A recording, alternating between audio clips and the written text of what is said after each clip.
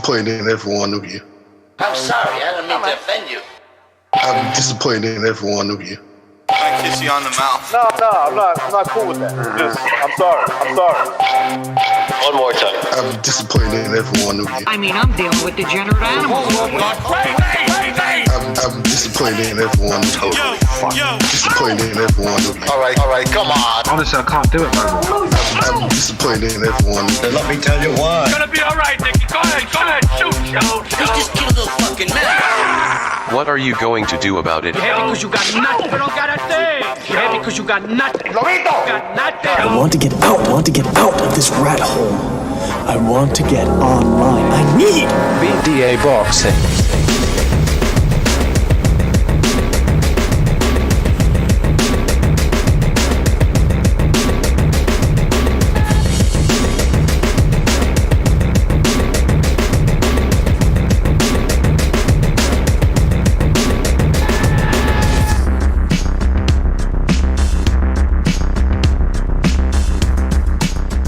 All right.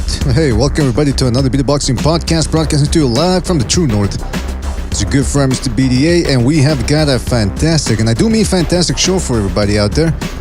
Not much going on in the world of boxing, but we finally got a card yesterday, and boy, oh boy, they did give us a lot of fodder, a lot of ammunition for us to talk about certain things. But before we get down to the fun, let's get the business out of the way, fellas. We are going to be opening up the phone lines in about 40 to 45 minutes.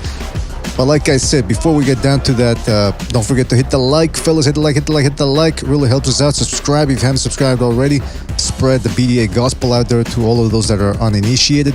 Don't forget you can check us out on Spreaker, iTunes, and if you want to donate via the Super Chat, you can certainly do so. But it's always better that you join the BDA membership program. That way you get a little bit more bang for your buck with special emojis and badges, the whole shebang, all right?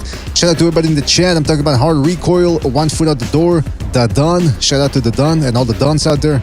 Jay Perez, Jack Kodo, all right? Ignorant Boxing, William Boxing, One Foot Out the Door. Shout out to One Foot Out the Door, Electorazo, HJ.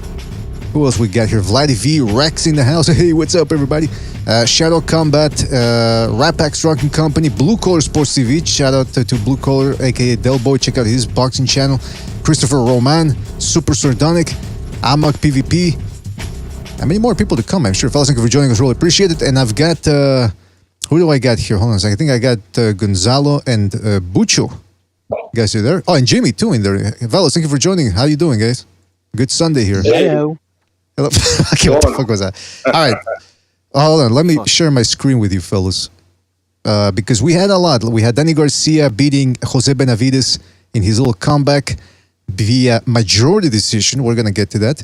We had Adam Nowacki, I don't know how you say his name, losing to a Turk. The Turk, like in The Godfather. And then we had Gary Russell, Antoine Jr., whatever his name is, beating Rances Barthélemy in a horrible, and I do mean horrible, stop. So we're going to get to all of that. Before I do that, hold on a second. Shout out to Amok PvP for his contribution to the Super Chat. He says, PBC shitstorm incoming. Well, you should work for the weather service, Amok, because you're certainly predicting it correctly. There is a PBC shitstorm incoming. Thank you for your contribution, Amok. Really appreciate it. Shout out to Vladdy V for his contribution to the Super Chat. He says, Oy vey, few shekels for my favorite goy, Mr. B. Well, shout out to you, Vladdy V. Thank you for your contribution, man. It's going to help with the lawyer fees for some of the upcoming lawsuits we're going to have based on everything we're going to be saying today. But we're going to skirt carefully. All right. Guys, Danny, what do you guys want to talk about first? You want to talk about Garcia's performance, what he's got left, or you want to talk about the overall gestalt, like the fact that one judge had it even, or the fact that this was actually on premium cable? Who wants to go first? Oh, I'll go first. All right. Oh yeah. By the way, BDA, you saying that Kalinowski lost to a Turk, to a Turk, shitstorm incoming. It almost sounded like he lost to a turd. It's like you give the Turks no credit. Okay, it's like an Avi Gilbert. That's like Avi Gilbert. Oh, that's very good. No. Well, that's not what I was trying to say, but yeah, let's go with it, man. Well, it's okay. Gonzalo, what did you think of Garcia? How did Garcia look to you? Did he look okay, or did he look bad considering he was in there with a pirate, a one-legged guy? Well, he looked okay. You see, basically, Benavides was also a counterpuncher, so this is kind of like the rhythm that you get. It was kind of a monotonous performance. He was going to do something first, And back and forth. It's just kind of like at moments they didn't like who's going to take the lead, who's going to take the initiative. So it was kind of like a stalemate to where it was boring. It wasn't that exciting. You didn't have that the sustained activity from either fighter because it's basically counterpuncher versus counterpuncher. Now, Danny Garcia did good against another former 147 pounder, with that fucking Captain Hook like that he, Benavidez. Basically, he was reduced to fighting like this because he had to sort of reinvent himself in the sense that he's kind of limited to where he wasn't never really tried and true because he never peaked before the accident. So he was not like a Muhammad Ali that you reinvent yourself. You understand that you already filled your shoes. Like for example, at the 447 division, that you already got like your credentials. So he never peaked. So we never saw what he was really truly capable of achieving. So with that being said, he got shot and he reinvented himself to we never got to see his full potential to begin with. That's true. So he's pretty much reduced to being a counterpuncher, facing another counterpuncher that's moving up to 47. Now Garcia did look good, but Benavidez had his moments. And I saw that Al Bernstein wasn't giving the credit. He sounded like a fucking fanboy for Danny Garcia, where he didn't pay no note to what the little work or the somewhat of a work that Benavidez was doing. He never spoke about that. But yeah, it was like a lackluster performance from the two guys because of the counter versus the other counter puncher type of style of matchup. So that's basically it. Yeah, it was an interesting fight, that's for sure. And I like Garcia's movement. And, he's a seasoned pro at this stage of his career. He should beat guys like Benavidez. Jimmy, what did you think of the fight? Oh, it was very entertaining. I was giggling all night. But all kidding aside, maybe the father can start putting more of his attention on his youngest son because Jose just isn't it. When you get outboxed, outmaneuvered, outworked by Danny Garcia, was littler than you too, this isn't for you, guy. This isn't your game. You know what I mean? Mm-hmm. So, I mean, what does he go from here? You know what I mean? I mean, I would even rate him as a gatekeeper at this point. I mean, I think the ninth round was his best round. The first minute and a half, he was landing good shots, and then he just stopped, and he decided to go back into his Moray Haka dance and stick his tongue out. I thought it was in fucking New Zealand. But, so, yeah, that, and can I tell you, too, very surprised by how bad, I don't know, it could be his dad, but chalk it up, everybody's good for a bad one. His dad passing, I know that family was very close, the Russells. No, but we're going to get to that later. We're going to get... Okay. I didn't know if we were doing the whole card. Okay, we're just talking Danny. Okay. Then that's pretty much that Danny's not going anywhere. He's not going to be a champion at 154 at all.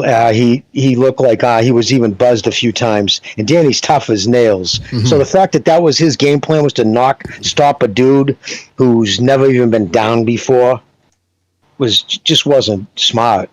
I mean, this guy's been in with punchers like Keith Thurman and Errol Spence, and they couldn't take him out.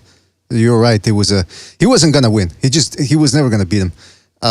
Shout out to Earl Stevens for his contribution with Super Chat. He says Benavidez looked like a tree stump throwing punches. And Pete just sent me a DM. He goes, the Benavidez brothers are like Arnold Schwarzenegger and Danny DeVito in Twins. one of them got all the good genes, all the nutrients in the womb, and the other one just got nothing. No, but I mean, look, Jose Benavidez, he gave Crawford one of his toughest fights. But like Gonzalo said, he's just not taking it seriously. The Long John Silver leg. I mean, it's that's what happens. You can't succeed in boxing if you don't take it seriously. Bucho, what did you think of the fight, Danny Garcia's performance, and what do you think he can do at 154? Like I said, Garcia looked like Muhammad Ali in there. Oh, I mean, seriously, he looked like. What does that tell you about the opponent? Not good. I hate Benavidez' style. It's like Jimmy says, like that. What do you call that shit? The squared up. The dance, the Maori dance. Okay. New Zealand, whatever. Yeah. It's he squares up. then he throws that lead right hand like it's completely like mistimed. Garcia, by the time Benavidez threw the right, Garcia's already like on the other side of the ring. Like, he was just frustrating to watch this guy box. Getting hit in the fucking stomach the whole time. And it was a terrible fight in my opinion. And then Danny Garcia like starts crying and about his struggle with life and everything. It's like, this guy's a multimillionaire, man, and he's getting these types of fights. And we're supposed to feel sorry for the guy. I mean, come on, man. Damn, just the whole night was terrible. The whole night. We're gonna talk about it. Terrible. Yeah. And like you said, we're gonna get to. And I want to hear what Jimmy has to say about where are they taking. What's the plan with Danny Garcia and the PBC? Yeah, exactly, man. It's what the fuck is going on out there, man? Knock him out already. What the fuck? That's my Teofimo Lopez. That's what we do at White Rapid all the time. But I wanted to say something too, man. You're right. Danny Garcia, he was hitting him in the stomach. That's what you used to do to the fat kids at school. When I was in elementary school, the fat kid that couldn't move would punch him in the stomach and then run away. And then he couldn't catch us. And that's what this fight reminded me of. Just Benavidez. People claim that Danny Garcia has cement feet. Benavidez was the one with the cement feet last night. I gotta ask you something. Let's get back to the basics here in boxing. When Benavidez started getting a little bit more success was when he started throwing hard right hooks to Garcia's body, and then once he had Garcia looking for those, boom, he got him with a right hand upstairs. I thought, why do most boxers refrain from throwing that right hook to the body? Nate Campbell used to do it with good results. Shane Mosley. Why are people adverse and boxers adverse to throwing that right to the body, guys? Does anyone know? And you guys have boxed. Did you like throwing the right hook to the body? Well, for me, yeah. Go Gonzalo. It's more difficult because I'm a southpaw, and naturally I want to go to the liver with the left hand. So for me, it's more difficult. Just for like the orthodox fighter to go with the left hook, it's kind of harder.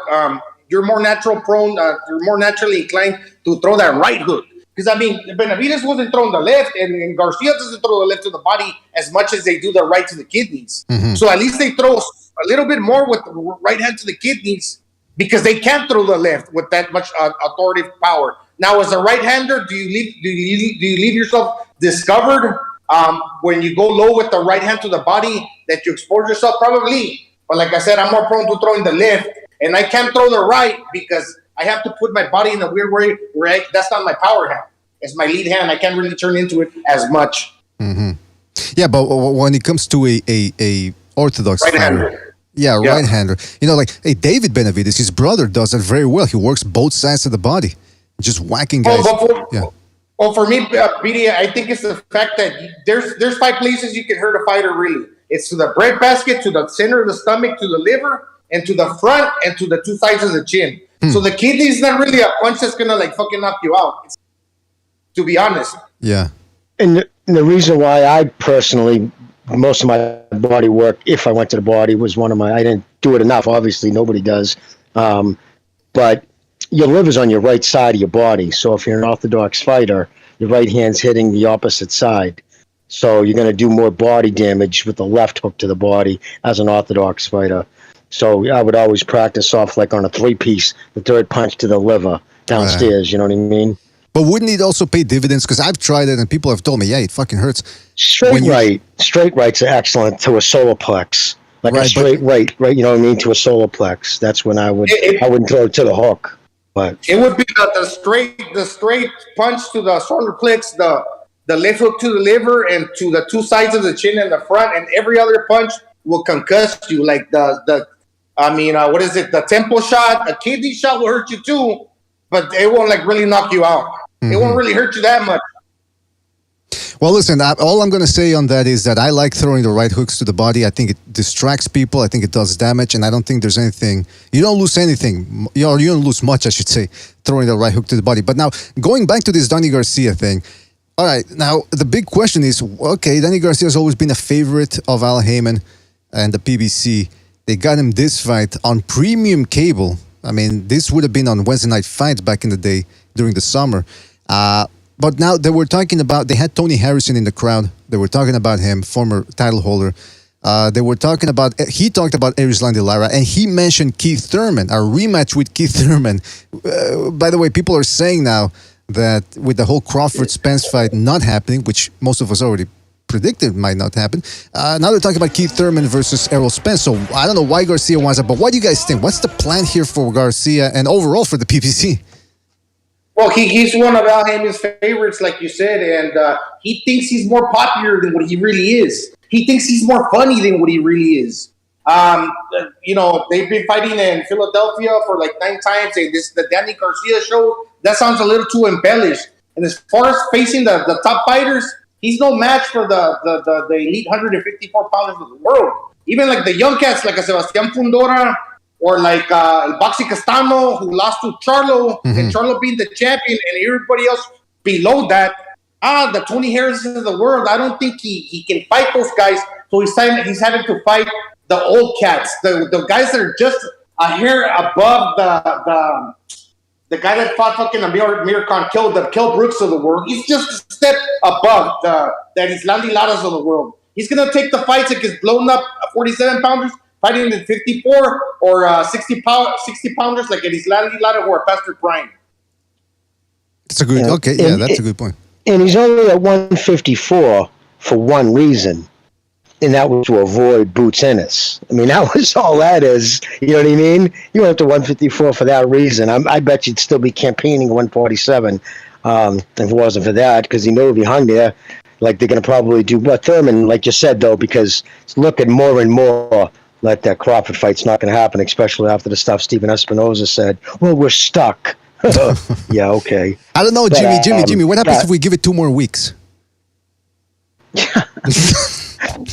Oh my God! It's been almost 300 days, right, since he left Bob. I mean, it's been a while, but yeah. So that it's probably going to be, but that fight, and it'll be put on fucking pay-per-view, and it'll bomb. It'll be his worst of all his pay-per-views. They've steadily gone down, but yeah, no, the PBC, man, it's like smoke and mirrors. Like there's no direction. That's always been the problem. There's no direction. They don't build anything. There's never, you know what I mean? Like you can kind of see another, where they're going. They kind of have a pattern where they want to do to build legacy. These guys, it's all like a hole pops up, you stick something there, you stick it there, it just fills things. It's like he's scrambling around with a desk full of all these fighters' names and just a handful of spots, and he's, okay, who's complaining the most that they haven't fought? Okay, it's been 2 years since Danny fought, right? And like Bucho said, he looked like Muhammad Ali. The best he's looked in years after his longest time out of the ring. So just goes to show you, someone who had some timing and would be actually willing to throw punches probably would have lit him up. I mean, just think what Fundora would do to Danny Garcia at 154. You know what I mean? He's not going to fight anybody at that weight. I tend to look on the bright side, and because they're not doing much for us, they're just like dangling the carrot. They're trying to entice us, offer us a little bit, just enough to keep us entertained. And I was thinking the allure of this card is like the winner stays and the loser goes home. Kaunaki versus the other guy, and fucking Benavides versus Garcia. But they just did a little enough to keep me entertained, but it kind of underwhelmed by the time it was all said and done. You know what it reminds me of, man? Because they're gonna come out one of their last hurrahs this fall. They're gonna announce their fall schedule, or probably within the next month, and there's gonna be some good fights, and people are gonna go, see, good fights. Yeah, good fights on premium cable, which they should have done year round. And it reminds me of that old saying that when you lend people money, and you lend it to a scumbag and he doesn't return the money right away, and you always have to chase him down to get something back, and then he gives you a little something back. It's like, hey, just a little something to keep us even for the week. They make it seem as if they're doing you a favor. That's what the Showtime and the PBC is doing. Is like they're giving us crap after crap, fights that suck on pay-per-view, and then when they give us one good fight on Showtime or two, they go, see, hey, and their fans go, see, you're not complaining anymore now, are you? Well, what the fuck, Jimmy? I'm convinced a lot of these people don't even pay for fights. That's why they don't complain. They just pirate everything. You're 100% right, and by good fights in comparison to what? Because I'll tell you right now, both Hearn and Arum are giving us better products, better, more interesting fights. Outside of what, I mean, they did the Charlo thing, but that was kind of happenstance, right? Didn't he? Was mandatory, so that's how he got Castano. They ran it back. But other than that, I mean, Wilder is their biggest draw, without a doubt. And he's probably going to retire, okay? Stephen Fulton, he's good, but because he's a smaller guy, he's only so far you can, I guess, ride him. It just, and if Spence, he's the next big shot caller on that platform. And really, if that fight doesn't happen, I wouldn't be surprised if that fight doesn't happen. He doesn't punch his card after fucking fighting Thurman, like just retire. Because if he doesn't fight, it's like, there's only so much you can do. You got Floyd Melloby's mouthpiece, the propagandist over there, fucking talking to Floyd's still a face of boxing. That's like a dead animal, like a leopard's choking out a wildebeest right before he checks out, right before he gasps his last fucking breath. You see the legs kick vigorously. They go nuts because a dying animal is always its most unpredictable. And that's why a dangerous fighter is always a wounded fighter. So my point being, the PBC's in its death throes. And everything the shit that they say on Twitter, I mean, you got one of their spokesmen saying, "Oh, but we'll put up $5 million," trying to make this weird ass bet with. They're going to take all the information and go to arbitrators to prove that Tank's numbers are real. You know what I mean? Or you could just have Showtime tweet out the numbers. There you go. Or PBC under its official page tweet out the numbers. But they won't. Instead, they got that fucking weirdo who needs pictures of Floyd Mayweather. Doesn't want them, needs them. Ugh, such a strange cat. But anyways, that play, it's just disaster. And it's only getting worse. It's held together with fucking hope and dreams. Fox isn't doing anything with them. Has anything mentioned on Fox? And if it is, it'll be a pay-per-view. Yep. But they're not giving them any Saturday nights on their regular channel. And you got Showtime, who's more and more invested in fucking Bellator because they're doing better numbers than their boxing by far, and at a cheaper cost too. So I wouldn't doubt it. Espinosa, it's like, why even bother with this bullshit anymore? So again, they're gonna have to try to. I still in the back of my head, my gut feeling, you're gonna see Dana White jump in at the last second and buy it on pennies on the dollar, buy these contracts and try to do something. I don't know. I just have because he'll get it cheap enough, and he'll have, of course. Well, he has the money now. He doesn't need the Zephyr brothers to flip the coin. But was that Jimmy, Pete? I just heard mumble in the background at me. No. But Jimmy, would you? Yes. Do you think if we had to, because we're already in, it's going to be August now, almost, we're past the halfway point of the year. Do you expect to see the PBC still breathing in 2023? In what capacity? I mean, if this is, they have to sign, and the thing is, they have to go into with an app. If they have to stay alive, they're going to have to do an app. They can't sustain Ruiz Ortiz pay-per-views. That's not a sustainable fucking platform. It's not going to work out that way. And if they don't now, listen, for so long, because they would do a welterweight fight with Spence or any welterweight, they would never show, their commentators would never mention Bud. They would never put up his name on Twitter. Their fighters would, badmouth him. He's never fought anybody. Instead of talking that fight up, instead of talking Bud up, so when it eventually happened, it could sell. It's just amazing that there's so many things. They're willing to throw $30-40 million at Canelo because they know he'll bring the money in, right? They know he's good for it. They'll do the numbers to make it, feasible, but yet they won't pay fucking $8-10 million to Crawford. They won't even offer him the money, they said, because what they would be offering him would be an insult. So if they're the face of boxing, if this is the biggest fight, how come there isn't people fucking tripping over themselves to finance it? You know what I mean? Hedge funds, yeah, I'll fucking throw up the money. I'll pull down. This will be profitable, because it isn't. And now it's solely on them, because now he's not on the wrong side of the street. Bob Arum's sitting back, probably asking fucking God every night, just keep me alive long enough to watch this thing blow up in Crawford's face. Seriously. But Jimmy, you said that's why they make the fight.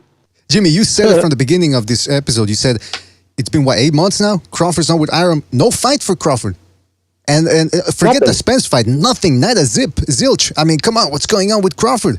Maybe now And you people don't are starting think to his realize maybe chances he would was. be much better, Was that? right? Don't think his chances would be much better with Bob in his corner right now? Mm-hmm. Yeah, the golden I mean, Jew. who's negotiating for him? His trainer? Who? Yeah, Bomac is he demands a buffet table at the fucking negotiating table as well. Now, but listen, I want to read a couple of super chats before, because we're gonna keep touching upon this PBC subject as we go along, and we're gonna be opening up the phone lines in about 20 minutes. So stay tuned for that. Shout out to Amak PvP for his contribution with the super chat. He says, "Are the Island Boys going to have a proper rematch?" He's referring to Gary Russell Jr. and Barthélemy with those awful haircuts. Yeah, man, we're going to talk about that. Amak, thank you for your contribution. And yeah, they do look like the Island Boys. I had to Google who they were, but they look exactly like them. Shout out to Kenshiro for his contribution to super chat as well. He says, "Jimmy, what garbage was Ellerby talking on Twitter?" What was Ellerby saying on Twitter, Jimmy? What's that, Ellerby? I'm sorry, is that what you said, Ellerby? Mm-hmm. Oh, he's been going berserk. He's been arguing with everybody. A lot of fans. A guy could have 80 followers, and he's fucking... And his thing now is, what do you do for a living? That's his thing. What do you do for a living? Like, you know what I mean? So, wait a minute, too. Well, I'm not a fucking weatherman asshole, but I know when it's raining. You know what I mean? Like, I don't have to fucking manage one fighter, you know, or be a fucking Floyd Yes man to know that you fighting Barrios, Santa Cruz, Isaac Cruz, you know, nondescript nobodies. I watch your ass. I watch your ass on Twitter. Yeah, and then lie about it and put it through shill media, right? Instead of, again, we're not going to, you know, it's from time immemorial, Showtime always released their numbers. It wasn't until recently, you know what I mean, that they stopped that under, you know, it was said back then that it was, Heyman didn't want them released anymore, but didn't stop them from releasing them through, because again, sourced media. Then Ellerby gets on Twitter and argues about it. It's a fact. It's a fact Davis is fucking bigger than, he's going on about Garcia, because that's the thing they're all arguing about. Personally, I think they're both using each other to avoid Haney and anybody else over there. That's a whole separate thing. Of course. But so he's saying it's a fact. A fact based off what? A fact based off a right.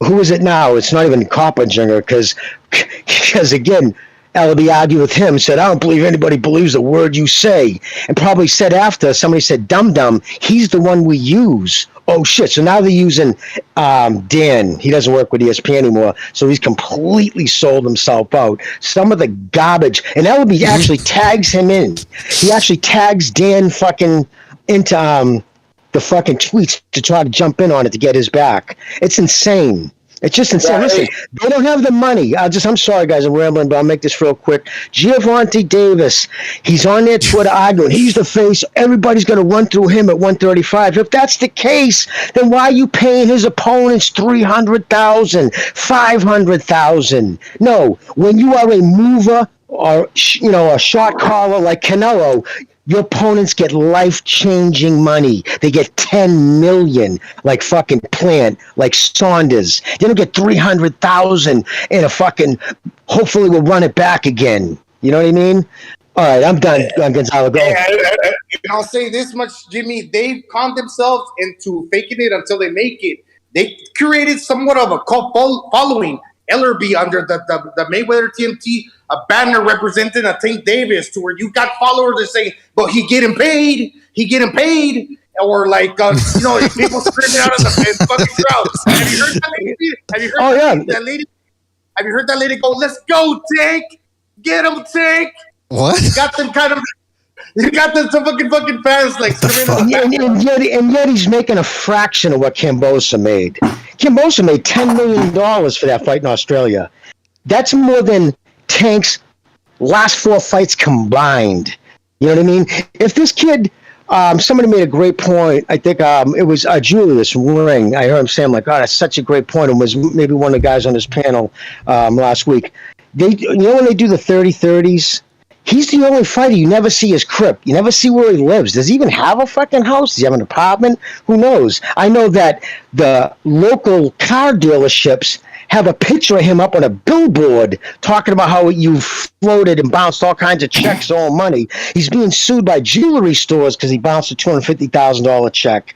You know what I mean? But why'd you have to say? Why'd you have to say cutlery stores. I mean, come on, I thought that was a little suspect there, but it's true. Did I put the present? That's how you did it. You didn't, yeah. But listen, I mean, Gonzalo's right. All these people, listen. If you're a fan of a specific promotional company, I mean, it's okay to admit that one promotional company does it better than the other, but to fanboy over them even when they suck, that's ridiculous. That's ludicrous. And the fact that there's people out there that do it, like Gonzalo said, those people that have that elementary school mentality. Yeah, but you know who he be. You know who he be. That's how he be. It's like, what the fuck are you talking about? We know who they are because they're fucking up the sport, not because they're doing it. Hey, it's all fucked up, man. Hey, shout out to Earl Stevens, by the way, for his contribution to Super Chat. He says, PBC fanboys shit on Canelo Triple G3. Well, they can't even make Spence Crawford and Celos Benavides Garcia. Hey, excellent point right there, Earl. Earl's got a good point, Earl. I'm telling you, he's true. Anyone that's, like they say nowadays, the Zoomers, capping for a specific promotional company when they're doing awful business, I don't know what to tell you. Now, fellas. It's like Danny Garcia. Now it's the Danny. I never knew it was the Danny Garcia show until he mentioned it. In his mind, he's more of a superstar. Exactly. I think him breaking down is like a middle-age crisis in boxing years for him or for his fucking father, because he's trying to pull like somebody said that the guy that was interviewing that looks like Mr. Brooks. He said he's trying to pull the fucking Simone Biles on us. He's trying to pull the Simone Biles. You know why he's doing that? Because he's crying in the sense that he knows he doesn't have a Hall of Fame fucking resume. That he's gonna try to con himself into the fucking Hall of Fame. You know, he never admitted that he lost to. He never admitted that he lost to Thurman or fucking Sean Porter. That there was no excuse when he lost to fucking Errol Spence. But now he's talking about I faced fucking 14 world champions and and whatnot. That they're always looking, and that's why he feels so fucking empty. Like Bucho was saying, he's done enough. He makes enough money that there's no reason in the world that you should be crying and complaining and get your fucking panties in a bunch. But I can kind of understand that because his father exerted a lot of pressure on him. That boxing's been his life, and because he says for me to feel important, I have to be in boxing after like this fucking long layup. I get it, but this is the reason. This is the reason he feels so distraught, because boxing means a lot for him, but he hasn't made enough to say, oh, well, this is the way I'm going to have to exhibit this type of behavior of me crying in fucking depression and trying to pull a fucking Rocky Lodgers or Simone Biles on us. That's the reason that fucking that they're going to like forgive him, or in a sense, put him into the fucking Hall of Fame, because the numbers don't tell us that. Gonzalo, that's an excellent point, man. That is an excellent point. Yeah, that's true, man. And they were giving his tickets away at the Barclays the last 3 days before the fight. They were out in the street passing that shit out like it was the vaccine. They were getting like everybody walked by. They were giving a ticket to get people in there. And he put up the biggest crowd at Barclays. And he also had the biggest viewed PBC fight against Thurman. Those numbers last night were bad. But to your point, real quick, Gonzalo, you're 100% right. I said it a couple of years ago on the show. I said, that kid Garcia is going to have all kinds of problems, either alcoholic or something. Listen, his father was abusive. He talks about it in interviews.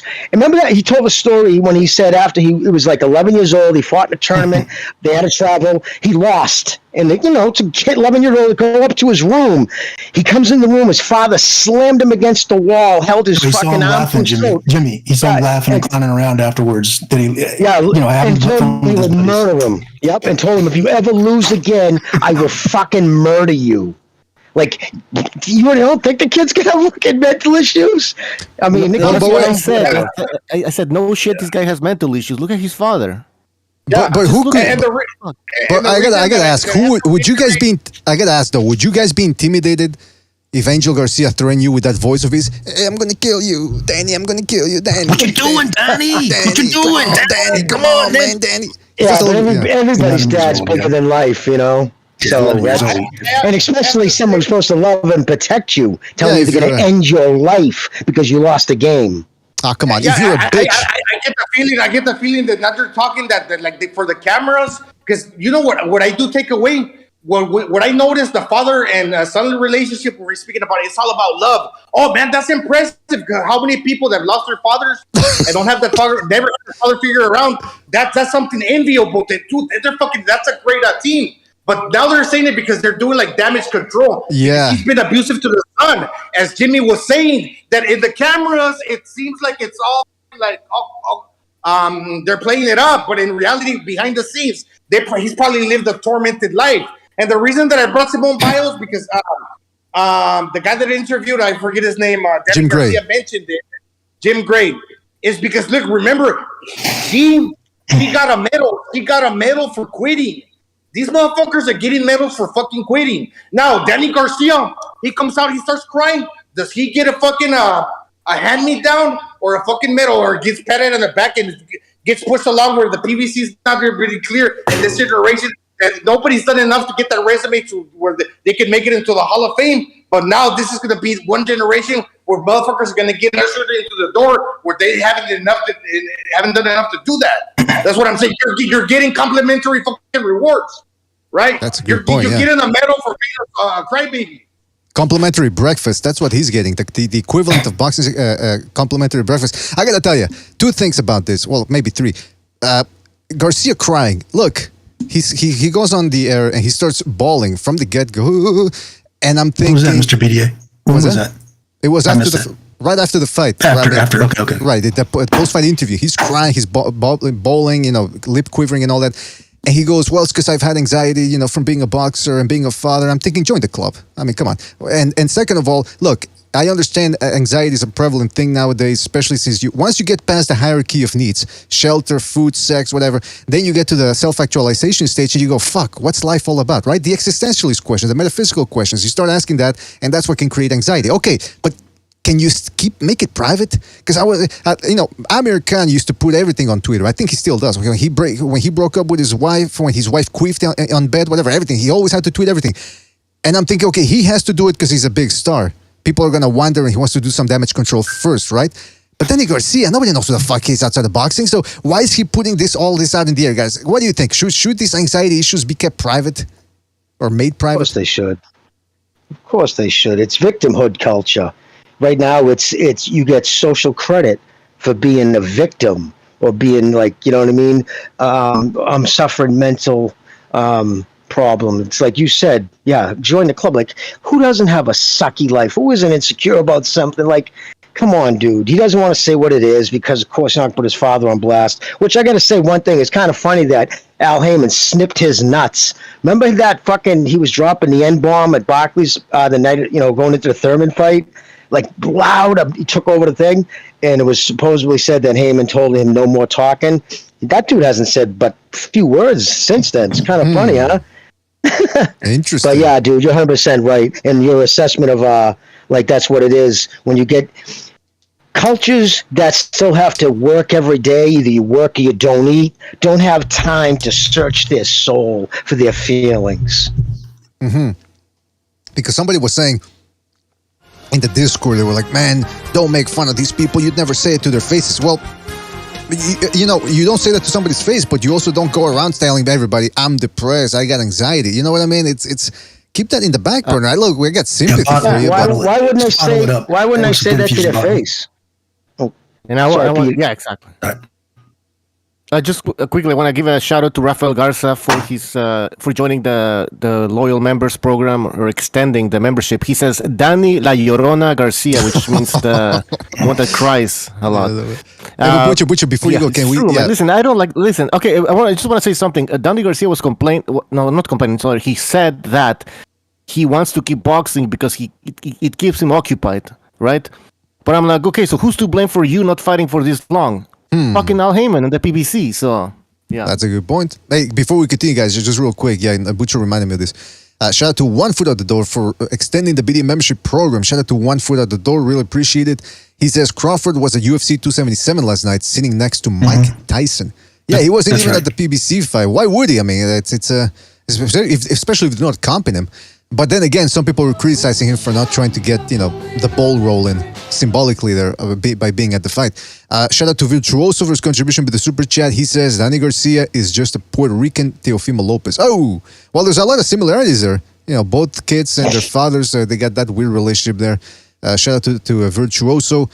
And Virtuoso, again, donating with the super chat, he says PBC is mostly a charity for struggling and overhyped fighters. WBA and WBC giving them belts and cushy spots on their rankings for basically nothing. Whoa, that's a good point right there. Shout out to Virtuoso. cushy. Yeah, that's it's just like for me, Danny Garcia has never been willing to accept defeat. Like clearly, okay, the Porter and the Thurman fights were close. But now when he lost to Errol Spence, even the excuses are coming out for that. Now, as far as like the whole body of work, they need closure in order to feel validated as far as like their career. So now that they're coming out and fucking crying, oh, well, maybe he's resonating with the fans, they think. And he's not only doing that, he's coming out with the fucking corny jokes. When to begin with, I thought the dude had kind of a bland personality. Didn't we all? So why is now all of a sudden he's coming out like this? Was it so much the pressure that is that exerted on him before that he couldn't even fucking make a peep? That everything was so fucking like, don't fucking say a word because everything was so tense. That's what just all I'm saying. Now it's like all lovey-dovey. Gonzalo Freud. Hey, let me ask you a question. How old is Danny Garcia now? 34. 34. Okay. Yeah, Gonzalo's right. And honestly, I like him. I mean, outside the ring, I bet he seems like a good kid. Like he seems like a dude you can just talk to. So I have not. What I'm saying about like it's about boxing related, nothing, about him personally. Although I don't like the fact that he would go out there and fry like that. It just doesn't need to be said publicly. Oh yeah, it's like you don't judge a book by. I never thought it would come from him. The voice cracking, and I mean, I don't judge his manhood. No, the dude's the fucking tough motherfucker. By the way, no. Keep going, Gonzalo. Fly over Jose. By the way, at 54, he's not as tough as he was at fucking 40 or 47. You can see that's gonna go out the window when he faces bigger dudes. But what I'm saying, I never thought that he would come out like that. And it's just kind of funny because it's not jokingly, but it's just kind of like saying what the hell's going on there. Yeah, it was weird. But it's it was weird. It was like watching Nixon cry or something. You don't expect it. I haven't cried since I was 7 years old. Hey, no, but I did catch in the final press conference when he came out and started cracking it. I don't know. He made some kind of like joke on the microphone, but it wasn't a joke. It was more like I don't know. It was like a Scarface quote or some shit. It was kind of off. But I agree with Jimmy that I like Danny Garcia. I like his dad. I think I get the total opposite read on these guys than this fucking panel. This group of whack jobs. No, I'm just saying like he seems like pretty level-headed to me. And honestly, his dad yells and screams and all that. But honestly, if you listen, he's kind of a sore loser, Pete. He's a sore loser, Pete. What did you but he lost like 3 fights ago. How many? He's got losses already. I mean, he's got losses. Shit. But he can't deal with accepting the things how they are. I mean, you know what? I'm going to tell you why. I'm going to tell you why. Because look, he's got 3 losses. He's only lost against the best, and he's always given it. He's never really been schooled. If you want to use that term. Oh. But you got to remember, he puts it in. Garcia's probably looking in the context of, man, when I started out my career, I was a hot dog prospect. He was beating, what's his name, Kendall Holt, Morales. He took out Amir Khan when Garcia was the underdog. Then he beats Matisse. Everybody thought, myself included, Matisse was going to run. Right. So he was being looked at as 140. Yeah, but that's what I'm saying. What I'm saying is he was being looked at as this guy that was going to be a potential great, right? And now he just became like an Obakar. Mm-hmm. He became like the Obakar of his generation. And for us, that's pretty good. But for him, he probably thought he was going to be where Errol Spence is right now. Or even Errol Spence, though, he's kind of, overrated a little bit, if you ask me. But anyway, in terms of historically, but he thought he was going to be the top dog, is what I'm saying. And like Gonzalo says, I heard a lot I heard some of that, but I don't think he ever thought that. I really just think he's pretty much understated himself. I mean, especially Danny, now his dad, But I'm saying, as far as Danny, I've never seen him make any kind of. I've never seen him kind of get wildish after a loss either, with the kind of allegations or egg weights or any of that. Yeah, that's true. He comes prepared. He's never, he's never fucking like, he doesn't, even with these long layoffs, he really doesn't come in. If anything, he probably stays like to what Jimmy said. It's 140, dude. He probably stays at a certain weight. He probably stays at a certain weight for longer than he probably should. He probably overstayed himself at 40 with that guy he fought in Puerto Rico, the Puerto Rican guy in Puerto Rico. Yeah, and then and so he kind of looks bad. And then honestly, his last fight against Spence. I mean, I don't think Spence did as much as he just gets flat towards the end of his weight towards the end of his weight classes before he moves up, you get the feeling he can't wait to move up, and his dad's probably like, "No, Danny, come on, Danny, come on, Danny." He's limited. I'm gonna kill you, Danny. He's very limited. Yeah, he's very limited. But the effort, the preparation, the mental, his conditioning's good. He's got a tough chin. He's never come up short that way, which is all I can really ask for. You know what I mean? Like I really never. Honestly, I've probably never seen him come in anything but professional. You know, I'm gonna say if Benavidez looked extra, if Benavidez looked extra bad, if he looked extra bad because Danny Garcia, although he is kind of rudimentary, kind of like got that one gear and is kind of like very very sound boxing wise, that he looked better and he kind of displayed a little bit more of a like his boxing skills here against Benavidez because he made Benavidez look that extra bad because he kept it together where let's face it, Danny Garcia's not going to get exposed. He's good enough to fucking do his job, and if you're not as good as he's going to beat the brakes off of you, and he did just that to David Benavidez, right? So I'm going to say if he made Benavidez look bad, because Danny Garcia's fucking solid, but that doesn't mean he's going to do that to the 154 pounders that are bigger than him in his future fights. Any boxer's going to wash him in a decision. I don't care. I know they're talking about he fucking stuns Harrison, and no, any boxer that can move is going to give him just going to outpoint him. Yep. So that's the question. That's really the comparison. Danny and the older Benavidez kid, they're both kind of like, I guess they come to the table limited, like Jimmy said. They're not Roy. You know what I'm saying? So. But the difference is, I think Danny is just basically max effort, max prep, max attention, max attitude. Attention, patience. He's patient. Benavidez is probably the other example. Not a total, just a fucking shitbag like a dumbass, but he probably didn't put them anywhere near the time, effort, or attention to it that the guy across from him did. I'm talking about over the course of a career. Well, I gotta. Like somebody mentioned, he squares up too much. Catch and shoot, and he's a taller, longer guy to where he's not really catching you at the end of his punches, and he ended up slapping a lot. While Garcia ended up boxing better. Yeah, well, Garcia ended up boxing better and catching Benavidez in between his shots, and that's why he won. He's just better. It's just all around better fundamentally. All right, now Benavidez is a broken jaw waiting to happen with the every time he threw a punch. That's like opening his mouth to say it. I couldn't believe it. I'm like, and I gotta say too, his power didn't carry to 147.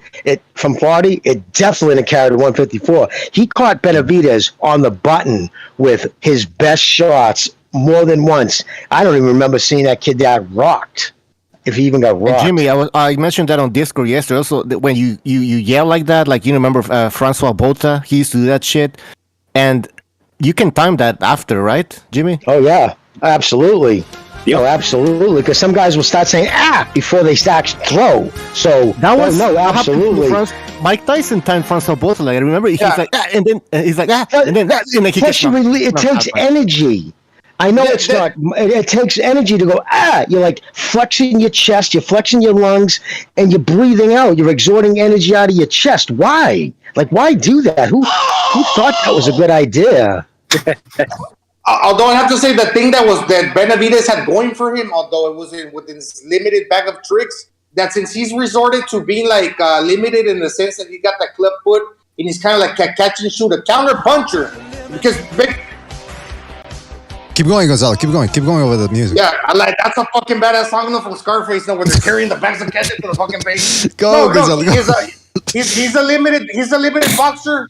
In the sense that he's kind of like you have to resort to like just counter punching alone, Benavidez. But when you're counter punching, this is what Danny Garcia also has going for him, and Benavidez was doing it as well. You have excellent patience to read in between the opponent's punches to try to catch him on the counter, but you're also watching what's coming at you. So Benavidez was watching the shots when they were coming at him, to where he kind of was already like preparing to brace and keep his eyes open to what's coming down his way, whether.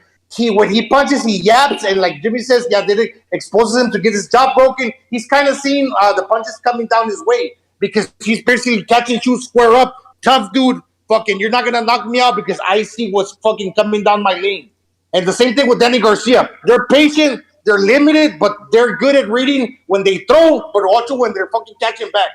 And that's the part that you don't see coming as the one that hurts you, but they're watching everything. They're watching everything, and that fucking space where it's kind of like I say, fucking slow, smooth is fast.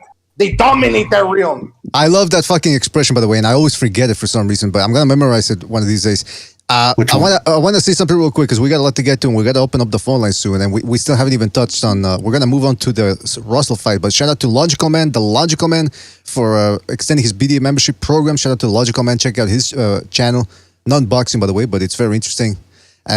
Regards to men-female relations. Shout out to Norman Louis for his contribution with the super chat as well. He says, "Happy Sunday, gentlemen." Well, shout out to you, Norman. Really appreciate it, man. Really appreciate your contribution, and I hope you're having a good one as well when it comes to Sundays, at least. Shout out to Norman and hold on a second. What I missed? Okay, and then shout out to Earl Stevens. Earl donating with the super chat. He says, "Spence tweeted talking shit about Danny PBC selling tactic." Spence tweeted shit about Danny PBC selling tactic. I don't know what that. Maybe I'll check the Twitter, see what he was tweeting. Spence talking shit to PBC selling they want to make a rematch or something. They're trying to create buzz. Yeah. No, Spence Garcia. Who cares about that? Man, they're talking about Danny Garcia, Keith Thurman. There was just a tweet from Keith Thurman. I sent it to you, Mr. Oh yeah, I'm gonna Discord. You can check I'm gonna put it. What's that all about? Like, do you really want to see a rematch? And then I think somebody on Twitter mentioned it's like, well, it did 5 million views. Like it was a big, just because it supposedly it generated 5 million views. Who gives a shit? Like that fight sucked. That's what matters. The fight sucks. There's no need for a rematch. Absolutely no need for a rematch. What did 5 million? Garcia Thurman, because he was on CBS and fucking NBC, 5 o'clock in the afternoon on CBS. Yeah, I did some. Whoever was watching the goddamn news and left the fucking channel on, they're retarded, man. Yeah, and even if he did, who cares? That fight was boring. Every time I go to tweet, I just got to think about Jimmy hopping out of the bushes on me, because Jimmy's just watching your ass. I'm watching your ass. What do you do for a living? I watch your ass on Twitter, and I call you out, dude. Okay? Bullshit, dude. You're lying. Bullshit, dude. Oh, that's a good.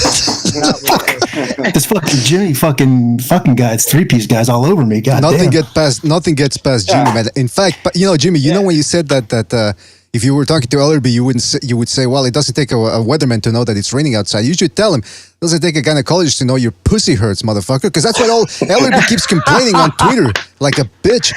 Shout out to Leonardo Campos Vasquez for his contribution with the super chat. He says, what do you guys think of Jake Paul earning a ranking with the WBC if he wins this fight? Well, Leonardo, who just extended the BDA membership program, by the way, shout out to Leonardo.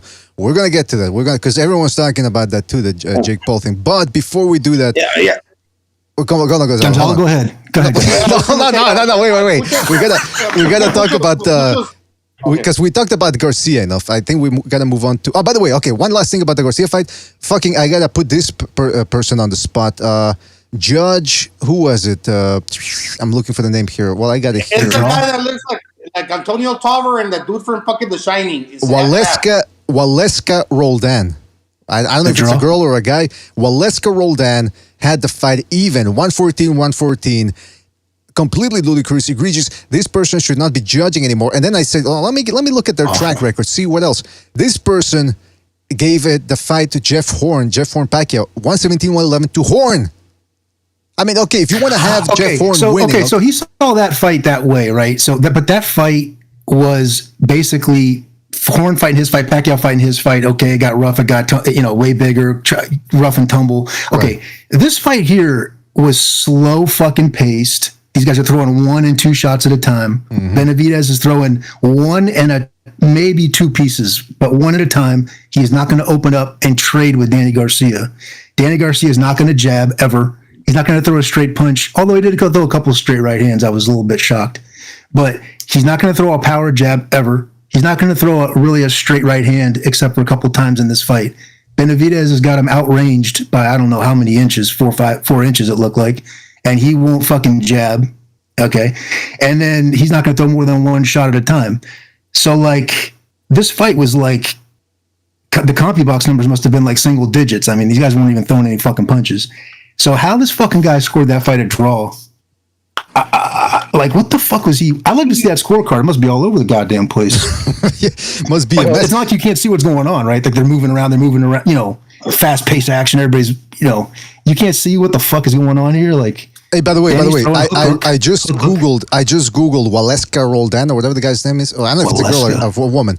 I don't know if it's a woman or a guy. Waleska Roldan. This is a photo that came up on Google. I'm pretty sure that's not him, her, but this is the photo that came up. Look at that.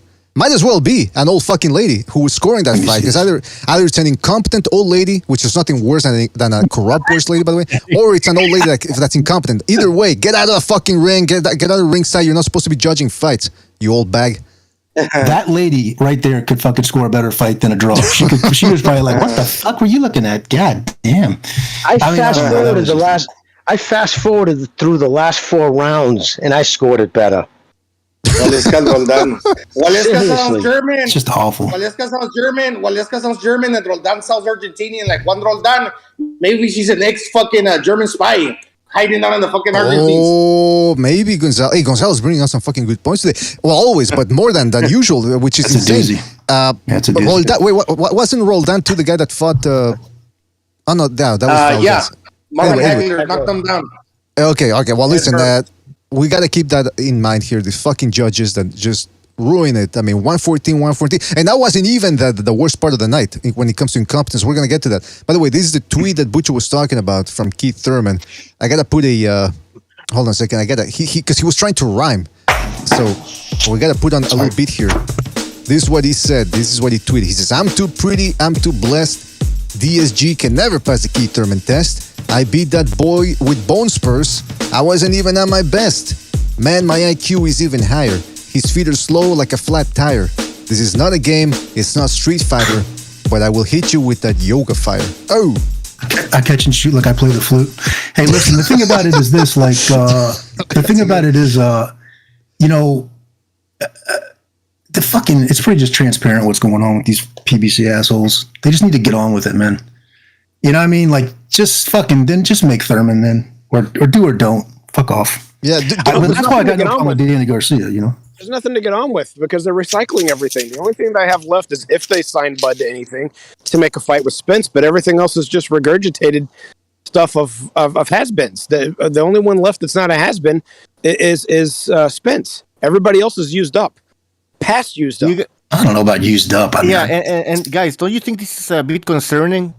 I mean, we're talking about like Chief said, they're recycling the same guys, and they're reaching their mid-30s at this point. They've only ever had so many guys. I mean, they all signed guys that were either top prospects or champions. So you're going to see no prospects coming up. I mean, no young prospect guys coming up through contender. They either signed contenders or champions.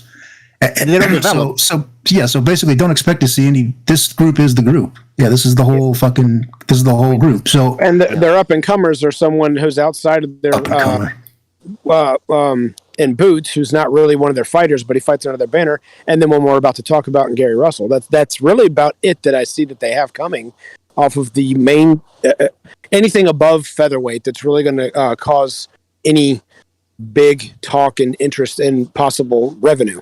Is those two. Gary Russell, but Gary Russell's, Antoine Russell. Yeah. If they got a situation like that where Gary signed and his younger brother did too, or if they got a situation where I'm not sure how Boots fits into that, maybe somebody out of Baltimore tanks people, maybe put him in there, but none of this like that used to be. In other words, they signed the group they signed back in 2016, and that was pretty much it. So, yeah, they don't have bad fighters. They just can't afford to pay him now. And if they're going to talk about they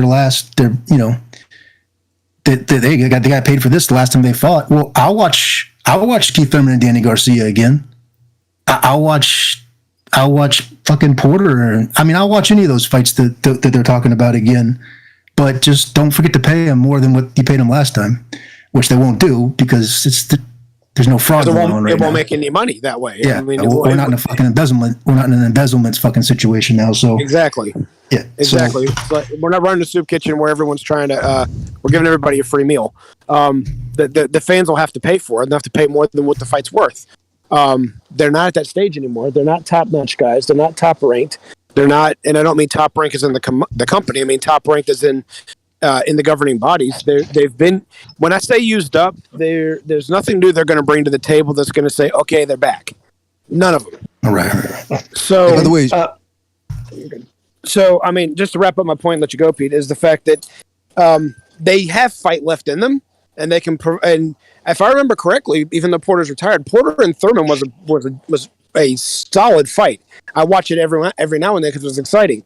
But they're not. It's going to be, to me, like the rematch between Shane Mosley and Oscar De La Hoya. They're not going to put the same effort out there because they remember what they went through when they fought the first time. They're going to fight a lot more cautious. They're going to wait for that one big opportunity to try and cash in big. And if it doesn't come, then they're going to stand there posing, jabbing at each other for 12 rounds, and be disappointed. Hey, the purists are gonna love that one though. The purists, oh yeah, high IQ, baby, boxing, hit and not get hit. Shut up. By the way, shout out to Rex for his contribution via the super chat. He says, Thurman is a hippie with a ponytail, Garcia has 6 toes, Jose Benavidez has 1 leg, and Errol Spence has a prosthetic eye. The PBC is a freak show. Jesus Christ. It's a circus. It's a good fucking point, Rex. It's like a circus over there. You know what? When they hire guys over at the PBC, when they want to hire them, they start saying, one of us. Rex is a very good point, man. Rex that's a fantastic point. Did you see what Errol Spence tweeted? It was right after, a couple of days ago after that interview when Espinoza, and I'll tell you, if you guys heard it, he doesn't sound optimistic at all. He's like, well, we're stuck. You know what I mean? But he's talking about things. But this is what Errol Spence, talk about kind of a condescending tweet. You're all up 8 a.m. arguing with each other. I love the passion for this fight, but go eat breakfast with your kids and have some. Go eat breakfast with your kids and have some, and brush your teeth. How about I get drunk and flip my car over and almost kill somebody? Like, how about I do that instead? Like what? Why? Because the fucking guys have put more effort in arguing about it, which is kind of silly too. But I mean, they are passionate for it, dude. They're passionate for it because for 5 years, going on 5 years, you haven't made the fight. And clearly now he's not with Bob. It's on the PBC and on Showtime to make this. They just don't have the money, and they're not willing to put up the money. You know what I mean? It's just so funny. I just got to say, listen, Canelo doesn't fight any black fighters. Where's all that fucking energy? Or the connections to get the money. Either. Right. Yeah, and where's that energy right now? The biggest black American fighters. How come you're not getting on Espinoza, man? How come you're not financing the 2 black fighters? Like, it's just so absurd. No, but seriously, right? Like, they say Canelo doesn't fight black fighters. Here's the biggest 2 black fighters that could, and they're not willing to do it because they're afraid to lose money. So you're skirting that much on the fucking razor's edge financially that you lose a couple of $1 million, it's going to fold up the tent. But like you said, they don't even have anybody willing to put up the money, I think, at this point. Well, Jimmy, you remember that that one caller, I don't remember his name, came in and said Floyd's going to come in with the money to make it happen. And it doesn't matter if he'll recoup. He won't recoup it. He's just going to donate money to make it happen because it's Floyd Mayweather. So he knows what he's doing, and he's the greatest fighter ever. So that means he's a really good promoter because he promotes Tank. And so the money will just happen, and all of a sudden the fight will get made because Floyd's going to throw in like $30 million that he's not going to get back because he's Mayweather. He knows how to do that. Yeah, is he a rogue fund manager now? Is Floyd a rogue fund manager? Yes. Then he clicked his heels and said, "There's no place like home." Fucking weirdo. Fucking asshole. Come on, two nickels rubbed together. He walked up to fucking. He walked up to goddamn. What's his name? Click Reyes. Clit Reyes. Yeah. He walked up to his daughter and he fucking said he wanted to buy the company. And his daughter didn't even know what the fuck he was talking about. She thought he wanted gloves, a free pair of gloves. She goes, "Yeah, you can have them." "I want to buy this company. I need to buy this company." That's what he says. He walking around a trade show, this fucking guy, again, man, you could say what, it's free speech. You could say what you want, but there's a camera right 10 feet away from you, moron. Look, he's walking around some WBC convention. He walks up to the Clota Reyes, the display, the booth, What are we talking about? I'm talking about Floyd Mayweather. Okay. He walked to the Reyes fucking display, right? And he picked up a pair of Reyes gloves. I'm going, what the fuck is this guy touching Reyes gloves for? What the hell would he know about him? And he goes, and he's like feeling around on the gloves, and he goes, "You know what? I need to buy this company. Yeah. And I'm like, what did you say? And he goes, I need to buy. So then the guy walks over, right? Like probably the VP, like the VP of sales or something like that, marketing guy walks over, Mexican guy. And he goes, hey, how you doing, Mr. Mayweather, this, that. Hey, how you doing? I need to buy this. And he's got the glove in his hand. He goes, I need to buy these. And then the daughter walks over. Reyes' daughter, I guess, is the president now. And she's like, hello, how you doing? Mr. Mayweather, nice to see you. And he goes, I need to buy this. And she goes, no, you can have them. I mean, they were all confused. Yeah, they were all confused. That he was talking about the company. Oh, that's hilarious, man. Hey, you know what? That reminds me of The Godfather, Michael Corleone. With Mo Green, the Corleone family wants to buy you out. You want to buy me out? You don't buy me out. I buy you out. It was like Abbott and Costello. It's like, he's on first. I want to buy this company. Because he knows them gloves are tried and true, and it's a prestigious company. Although they only make like 30,000 pairs of gloves a year, it's still the name brand to it's top tier. Fucking buy this company. I gotta find that. If you can find that clip, post it on the Discord. I'll find it. I guarantee I'll find it.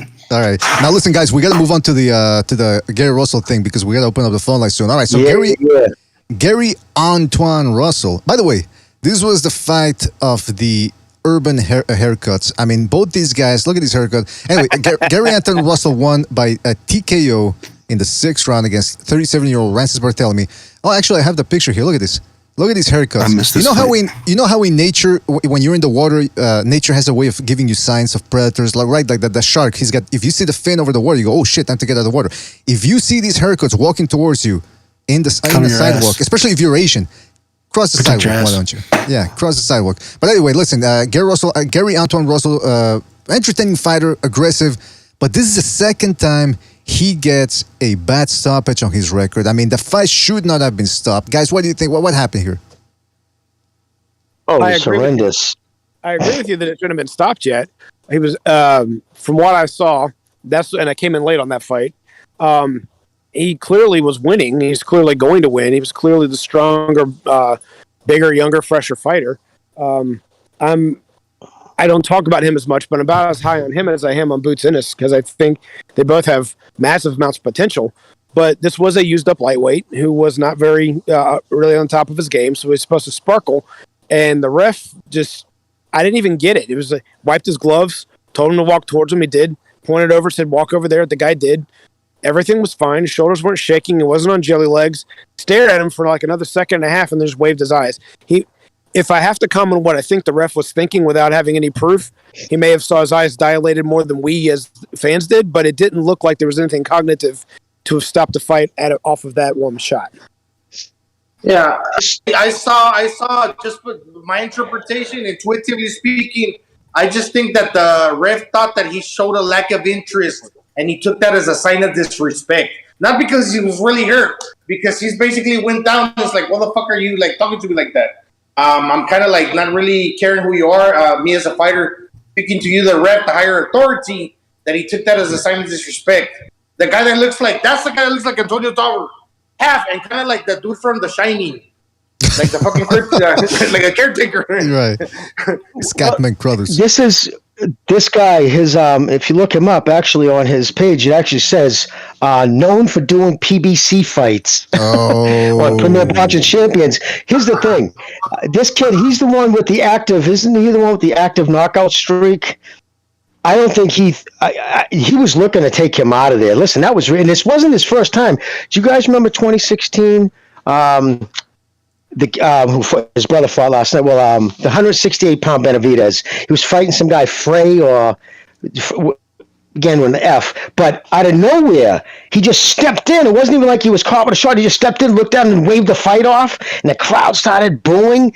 And it was a mix-up. The doctor said, keep an eye on his eye. This guy's right eye, because he was getting hit in the right eye a lot. And remember, he just waved it off, and people freaked, and he ran out of the ring, wouldn't talk to the fucking press. The same thing he did last night. Ran out of the ring, wouldn't talk to Jim Gray. That was absurd. That fucking dude wasn't stumbling. He had his legs under him. He was frustrated. He was walking away. You know what I mean? Like, that was so insane that it makes you call into question, like, hold on, wait a minute. Why? And then you have to ask, okay, so you look at who he's fighting. He's fighting a guy who's had, he's on a KO streak, right? And I just don't think, I mean, I wouldn't put it past like the first chance you get, take that dude out, because it didn't look like he was going to stop Bartholomew last night. And I'll tell you right now, he was rocked. The person that was rocked the worst in that fight was Russell. At the end of the second round, he was rocked good. And I didn't think he looked good last night. I didn't think he looked sharp. I thought he looked sloppy. And past the haircuts, that fucking shorts, that kit he had on, man, them shorts were gems, huh? Like, he's got Spanx on. You can see his Spanx, and he's like little furry cup. I can't stand them type of things. I can't even, it almost makes me now like I can't even watch the fight. Like, dude, what are you doing? Right. Like, wear a pair of fucking boxing trunks, for Christ's sakes. But yeah, so I wouldn't be proud of that fucking fight. It was him, because that dude Rancis is known for one thing: making fights boring. I mean, that's basically what he's done. Not a one-shot power puncher, and he rocked that boy. He was fucking wobbling on his feet going back to the corner. Remember, he stumbled. He took a stutter step going back, and he caught him again, I think, the round after that. So, and then I thought he was wild. I didn't think he set his punches up. I thought he bum rushed in. The least talented of the Russell brothers, I think. But that's my opinion on that fight. Garbage PBC stoppage. I have to say that although he's wild and kind of like crude, he reminds me a little bit, he's not Mexican, but he fights a little like Daniel Ponce de Leon. Fucking rugged. And I kind of like, I like that because it's entertaining. But aside from whatever happened last night, that's a different story. Yeah, he's entertaining, but you gotta wonder now, like Jimmy said, against the 37-year-old Rancis Bartholomew, he's going to war. They have to bail him out. It's the second time. Like, I guess Postal he was winning, but it seems like they made him. Now, in retrospect, I think people were right. I think that was a premature stoppage to continue his KO streak and to be able to say, "Hey, look, guys, the first guy to stop Victor Postal." Now last night that was a bailout. The fight was down the wire. Absolutely. He was struggling as a 37-year-old, and they said, "You know what? Let's get him out of there. Let's help him out and let's get him out of there." In fact, but you know what? It's not. Let's keep an eye on Shada what's his name? Murdoch. Murdoch.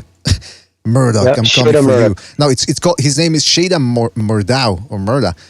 First of all, there's an old saying in boxing, an old law. If a guy has a girl's name, don't make him referee a fight. And this guy, I'm gonna look to see if there's other examples of him fucking up other fights. But Jimmy, like when you said that he's known for PBC fights, that's a I'll get the page. I'll get a fight right now, brother. It's on a tweet. Actually, that dude Hamanites tweeted it out. The actual fight, what he did. I'll go get it right now for you. Triple JJJ in the chat says Shady. Yeah, that's you just change the last letter of his name, Shady, and that's you get it right, man. Anyone else want to say something about that fight, that stoppage? Gary Russell, Antoine Senior, Russell, how good is he? Or? I mean, also, murder sounds like murder, not murder. Murder by robbery, robbery by murder. I mean, what I've seen of him, I think that they have a solid prospect. That Jimmy's right that this wasn't his last two fights weren't his finest moments. I think he's trying too hard to keep that knockout streak up. But if you might want to take a page out of Terry Norris, because when Terry Norris started walking through everybody, when he lost to Simon Brown, it wasn't because even though Brown was a great fighter, not to take anything away from him, he lost to Simon Brown because he started falling into these terrible habits because his fights were too easy. He started in regards to Terry Norris, not Russell, he started staying with his feet squared. He wasn't turning his punches over right because he was just knocking people out so easily that Simon Brown noticed all these flaws and used his experience and just totally exposed all those situations and knocked Terry out in the fourth round. So Russell better not get used to all this beat coming so easily, because eventually someone's going to come along that has a good boxing IQ and can expose these bad habits. You got to stay with what got you to where you're at, and that was your fundamentals. Yeah, you're absolutely right, Boxing Chief, because I think that now the blueprint is out. Even though he won, that they're gonna go out and try to get him, because Bartholomew was not known for a power puncher, but if you get on him like fucking white on rice, you can knock this dude out. He got fucking hurt. So everybody from here on out, you don't want to fucking hang in. You don't want to make the fight last longer than they should, because Gary Antoine Russell will fucking knock you out because he does it hard. That's right. And you know what fight I'd like to see him fight next? I think would handle him. He has the style. What would really expose him is Regis Prograis. Oh, with his uppercuts and the way he throws at that weird upper angle, he would catch him because he does a lot of the same thing. He abandons the jab usually around the fourth inning. Fucking every fight, just stops throwing a jab and he charges in, and that's just you get exposed by a power puncher who can hit with angles. And Regis could do that. That would be That's the perfect. I'm sorry. Go ahead, BDA. No, go ahead, man. I mean, it's a perfect situation because former world champion, still a top contender in the division, someone who's on the downslide because he's past his early 30s, he's heading towards his mid 30s, and he's not progressing very much, meaning progress. So this would be a perfect opportunity for them to put them in, and if they really think the kid's worth it. But PBC doesn't like to do that. They don't like to do that. If they really thought, I'll finish up real quick. If they really thought it was worth anything, that would be a fight that they're going to push within the next 6 months to a year. But I guarantee you, Jimmy, they're not going to do it. And also, Chief, I was thinking he's reaching to the point where now it's not just the PBC, but he's going into like that space where like Berlanga, you got to fight somebody that's going to try to test you to where you're not always going to have it your way, because you're getting to that point where you're starting to break the record for most knockouts, for the most consecutive knockouts. And at some point, you got to face the music like fucking Edwin Valero and the tough fucking punchers of the past. Let's fucking really see what you're fucking made of. Right? We're not just going to give you cupcakes, because you can't keep going on this fucking knockout streak because you're doing boxing as a service. Right. You're absolutely right. And I mean, well, for the record, if I remember correctly, the record of consecutive knockouts, not necessarily the world-class level, is 44. He's nowhere near that. But of the champions, you're right. Tyson made it to like 19 consecutive, and then you just mentioned Valero was 19 consecutive first-round knockouts? I think it was 27. No, right, but he had 19 first round, yeah. He had 19 consecutive first rounds before he went past the first round. So these streaks come up to help commercialize the fighters, and it can help him look good for a little bit. But eventually, he's got to go back to the basics. And how good was he as a basic fighter? He beat Boots Ennis at least once, if not twice, in the amateur. So it's not like he can't fight. And he comes from the Russell family, so it's not like he can't fight. He doesn't have good boxing minds behind him. But if you start to fall in love with that power, and you start to develop bad habits, they can be hard to break. Hey, by the way, I want to give a shout out to Rider of the Storm for his contribution with the super chat. He says PBC is like eating Thanksgiving leftovers in July. Oh, PBC is like eating Thanksgiving leftovers in July. Man, that's, I mean, hey. And then they, like I said, they make you think they're doing you a favor by giving you those leftovers. Yeah. And shout out to Dennis F. also for his contribution to the super chat. He says, talking about Gary Russell Jr. and Gary Antoine Russell and what's his other Bartholomew. He says they both look like Sideshow Bob from The Simpsons. Yeah, man. I mean, with those crazy haircuts, man. I mean, they should, the commission should make them cut that off. Not because it's dangerous, but because it looks ridiculous and it denigrates an already corrupt sport. I also want to say something. What do you guys think? It doesn't matter. It can get in a guy's eyes and that can blind him. Hey, what about Gary Antoine versus? Because we're talking about Prograis, but Prograis, he's in limbo right now, promotional limbo. What about maybe wouldn't it be easier to make the Matias fight, Subriel Matias, and how would that go? It's a rough Too young. He wouldn't make that one. They wouldn't make it. And plus, like you said, Prograis isn't even with the PBC anymore. Right. So that's no chance. I just thought, exactly. I just thought for a matchup wise, because the way he throws his punches, and but I don't know where they're going to go with him. They're pretty much at that with. I mean, it's smoke and mirrors, and the mirrors are all cracked. Like, where are they going to go? Like, almost every champion now is fucking at the. Okay, you got Spence. Where's he going? Davis. I mean, they're literally on Twitter arguing about betting. Putting up money to bring the information to an arbitrator instead of just the easy way to prove it. Like, it's insane. It's like a soap opera over there. Yeah. And BDA, I wanted to mention that like the comment said, and going back to your first point, like when we started the show, the comment said BBC is like eating leftover Thanksgiving dinners in the month of July. We're heading to August. What do they got planned for us? That's right. It's gonna be the fucking leftovers that we're fucking spoiled. The fucking even the buzzards are not gonna want to eat that shit. That's right, man. You're absolutely right, Gonzalo. And it's listen, the people that don't complain, they're good fights. I get the feeling, like I said from the beginning of the show, they're not paying for Showtime. They're not paying for these fights. That's why they like what they get, man. But listen, no more, man. And you know what they say about August? It's the dog days of summer, man. That fucking leftover food is gonna be stinking. It's gonna be fucking rotten. All right, listen. We got the phone lines are open, by the way, fellas. Phone lines are open. Analogy bringing to life. Way to go, Gonzalo.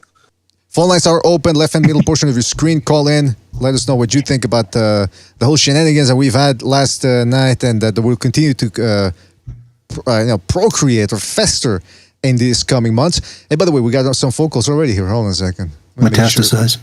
And we didn't even touch on the two superbly tuned white guys who fought. No, we're not even going to talk about that. Let's go to a phone call here. Let's go to 951. 951, you're on the air. 951, what's on your mind? What's up? Boom Boom Guy, representing LDBC. What's going on? What's up, Boom Boom? So, Boom Boom Room. First, I want to say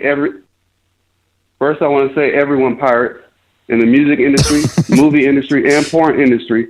They don't call out any particular race. They say everyone does it. So we can't paint that narrative. So moving on to the fight. Danny Garcia, he looked good, not great. I mean, he fought Benavidez. It looked like he had one leg. And on top of that, Benavidez seemed like he was gangbanging the whole time and taunting Danny. In those moments, I thought he could really actually win some rounds. So every time he did that, I gave the round to Danny. So I had it a complete shutout. And I want to say Fighter Spirit, Benavidez, and that judge that had it a draw. I think they're from the same hood, So they was just trying to do it for the rasas. Oh. And basically, and the last thing I want to say to King Bucha, I actually want to apologize to you, man. I've been missing your shows, and I wasn't able to correct you, man. I felt bad because it seemed like you're not going to learn unless I'm there to correct you. You had a show talking about Ryan Garcia as some big star. Like at 135, I would agree with you, but we can't judge him off 135 anymore. We have to judge him off 140, and at 140, he's not a star. Who the hell is he going to beat? Zepeda, Catterall, Martin, Josh Taylor, Gary Anton? Who is he going to beat at 140? And it makes sense that he says, the belts don't matter, because he's not going to touch a belt at 140. He's going to fight the low-hanging fruit. And that's all I had to say. Well, hold on. Stay. Oh, don't tell me you're going to hang up, man. Butch, are you even there? No, you want to retort? Yeah, well, I don't know if he's here. Butch, yeah. He's formulating response right now. Yeah, I'm writing things down. No, I like... he's not a star of 140, but I don't get it. I don't get the fucking point. Go ahead, Butch, what? I don't get what he's saying, to be honest. I don't either. Yeah, I mean, so because he moves up to 140, all of a sudden he loses his star power? That's what it's like when Floyd moved to 147, he's not a star anymore. We have to wait and see what he does at 147. It's still Floyd Mayweather. Like... Man, I put that clip up that I was talking about earlier in the I don't get it. Who's he going to beat? What a fucking obnoxious cocksucker he is, Floyd Mayweather. Doesn't matter who he beat. That's the worst clip I've ever seen of Floyd, and I've seen some bad ones. But wait, I'm talking to Butcher right now. I'm asking Butcher. Let's get back to the call. Who in the top 10? He's gone. No, he's still here. Hold on. Go ahead, Boom Boom. What? I want to ask Butcher, who in the top 10 is he going to beat? You say he's a star at 140. Who in the top 10 is he going to beat? He's a star because of what he has accomplished. He's famous with the gay community, apparently, girls and shit like that.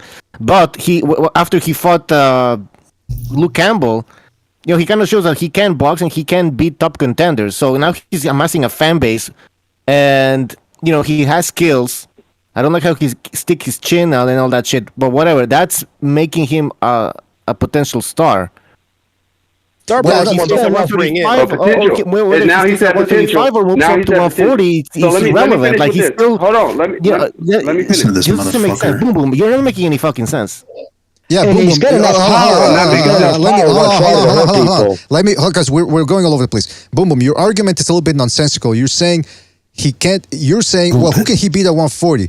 As if, first of all, that's not even a premise for an argument, but I think the premise is he can't beat anybody at 140, therefore he's not going to be a star. But right now, his star power, which he does have, is disconnected from who he's beating. He was a star even before he beat Luke Campbell. He had a huge fan base. And now he destroyed Fortuna. I mean, he has boxing skills, so yeah, he's somewhat of a star. You know, but I don't get. What I don't get is Joshua, but he's up there, and I'll he's going to up to 140. It doesn't matter. He still has a following. He's not losing the following because he's moving up to 140. Is he? And I would actually go one better and say who at 140's got more star power than him. Like who could bring 15,000 people to a stands at 140? Off his name alone. Josh Taylor, maybe his fans will travel if he fights in the US. That's it. And he's got the power to stop anybody at 140. His power is legit, and so isn't his speed. We gotta let Boom Boom reply. Boom, go ahead. All right, let me respond before you guys move on. So, in that video, he actually compared him to Tank Davis, and I actually compared both of those fighters are the same. You say Tank doesn't fight anybody. You said Tank was or Ryan Garcia was a bigger star than Tank. So what are you comparing stardom? I thought stars was who you fought. And the only guys Ryan are fighting. No, it's not. No, it's not. Logan Paul and Jake Paul are stars, and they haven't fought anybody. Yeah, that's a good point there, Boom Boom. Like he said, Logan Paul and Jake Paul are stars. They haven't fought anybody. So again, that's why I'm saying your premises are faulty. You're saying because they've never fought anybody or they're not gonna fight anybody at 140, therefore he's not a star. He's already proven that he's a star regardless of who he fights. Now, he could be a bigger star, just like Tank Davis could be if they actually fought somebody with a pulse or if they fought each other. Yeah. But for the meantime, Boom Boom, your argument is flawed, man. So don't use two different... It's two definitions for Tank. You're using different definitions for Tank and one for Ryan. No, he's Both not. of those guys are stars. No, he's not. Don't we never said that Tank is not popular, by the way. I don't think anybody said Tank is not popular. No, we say all the time he has a niche crowd. The problem is, Boom Boom, you need to... The problem is, Boom Boom... Just call him a star. Listen, Boom Boom, you got to listen to when we speak, man. Because I think you don't listen to the shows. You just hear what you want to hear. He wants us to say that Tank Davis is a star. That's I think he's at the same level of Ryan Garcia. Maybe a little bit more popular, maybe a little bit less popular, but they're almost at the same level. Yeah, 5 years older. Good job, Boom Boom. You convinced Bucho. He didn't make a video about it. He didn't make a video. He did 2 streams, man. All right. Take care, man. We gotta move on to another. Hold on, we gotta move on to another. That's why I didn't mean to cut in on the call, but when he yelled out the first time, I thought that was his his crescendo. But at the end, when he said it the second time, at the end, he didn't sound as energetic as he did when he first started the call. All right, let's go to another phone call. Oh, by the way, hold on a second. I got to read the super chat, so otherwise I'm never going to get to them. Shout out to Amak PvP for his contribution with the super chat. He says, the caller is deluded. It's like saying Canelo isn't a star at 175. Well, listen, if you don't want to debate Boom Boom, all you gotta do is make him think you're a bad character, and then he won't debate you. Yeah. Like with the Logical Man. When he said, well, I don't like Logical Man, so I'm not going to debate him. So those are the type of standards he has for debating. Shout out to Rider of the Storm. Go on, Gonzalo, please. I got to read the super chats real quick. Shout out to Rider of the Storm for his contribution with the super chat. He says, Ryan versus Rolly, Cruz, and Barrios will make him a star. Yeah, man. I mean, he's been doing pretty well against those guys, but he would have gotten there faster had he been fighting top competition. Anyway, those are the super chats. Gonzalo, go ahead, and then we got to take calls. Go ahead. Yeah. By the way, I just want to sneak this in real quick because I think it's important. BDA, Bucho, okay, to Boom Boom. Tank Davis might be equal, if not a little bit more, a little bit less, like King Bucho was saying, popularity-wise. But let's consider that Tank Davis is in his prime. He's 28 years old. Whatever you got coming to you and you got now, there's pretty much the potential that you're going to fucking reach. Basically in your fucking career, you're as popular as you're probably gonna get because this is your fucking prime. Ryan Garcia, he's only 22, 23. Whatever he can maximize his potential to be in the future, the ceiling is fucking higher and is brighter because he's got 5 years more to fucking in the future. That's what Gonzalo, what was the lawyer doing at 27, 28? Exactly. You guys know the fucking Trinidad, man. He fought Trinidad back then. Corte before that. He already had Sweet Pea on his belt, the Chavez fight. Yeah. What's happening? Tank? Seriously, what's Tank doing? He's fighting special ed Rolly Romero. All right, listen, we got to go on a phone call here. Let's go to... And don't forget to hit the like, fellas. Hit the like. 347, you're on the air. 347. Damn it. 347, you're on the air. What's on your mind? What's going on, B? I know I haven't called you in a while. Yo. But yeah, what's going on? Listen, Boom Boom, what Boom Boom is saying is correct. You speak facts. And listen, Boom Boom, don't take King Bucho, because we already know his deal. Well, anyway, listen. Now, I want to talk about the fights, and I think Danny Garcia versus what's his name? Benavidez, Benavidez, whatever his name is, right? It looked like he was blood walking, and he's only good for like 15 to 20 minutes in a fight, and listen, bro, like Danny Garcia needs to stop the crying. He needs to stop it, because at the end of the day, bro, like other people is going stuff with their life. You don't hear me saying, oh, I have mental issues. You don't say me. And you should, yeah. We all know I'm mentally ill. Yeah. We know I'm mentally ill. But anyway, listen, with the, and let's think about this, bro. He's wearing OnlyFans on his shirt, crying in the OnlyFans shirt. Like, come on, bro. What is this? Like, it's, this age and era, it's really out of control. But, and also with these rappers and everything coming out, saying the same thing. My nigga B shot Jamal. I just say that. So, it's like, bro. But anyway, and it should not be on what's the name, in the Barclays Center. It didn't deserve to be in the Barclays Center. It should at most be a co-main. At most. There you go. Right? Yeah. I mean, come on. The did not deserve to be. It's ridiculous, right? Did not deserve to be on premium. The PBC is ridiculous. All right. Well, listen, MMA champ. Anything else you want to say? Should be made. All right, peace. No. I asked you if any. Oh, he hung up. I think maybe he thought it was. I think maybe keep it moving. Keep it moving. No, I was going to ask him if he had anything else, but I think he thought I was hanging up on him. All right, shout out to MMA champ for calling in. Let's go to another phone call. Let's go to 914. 914, you're on the air. 914. What's on your mind? What's up, guys? It's Fernando from New York. Oh. I was Bucho, BDA, Fernando, Jimmy. Gonzalo. My bad. Yeah, Jimmy and we got the Uncle Pete as well in here. What's up, Fernando? What's on your mind? Fernando, what up, guys? brother? And Chief. Go ahead, Fernando. Yeah.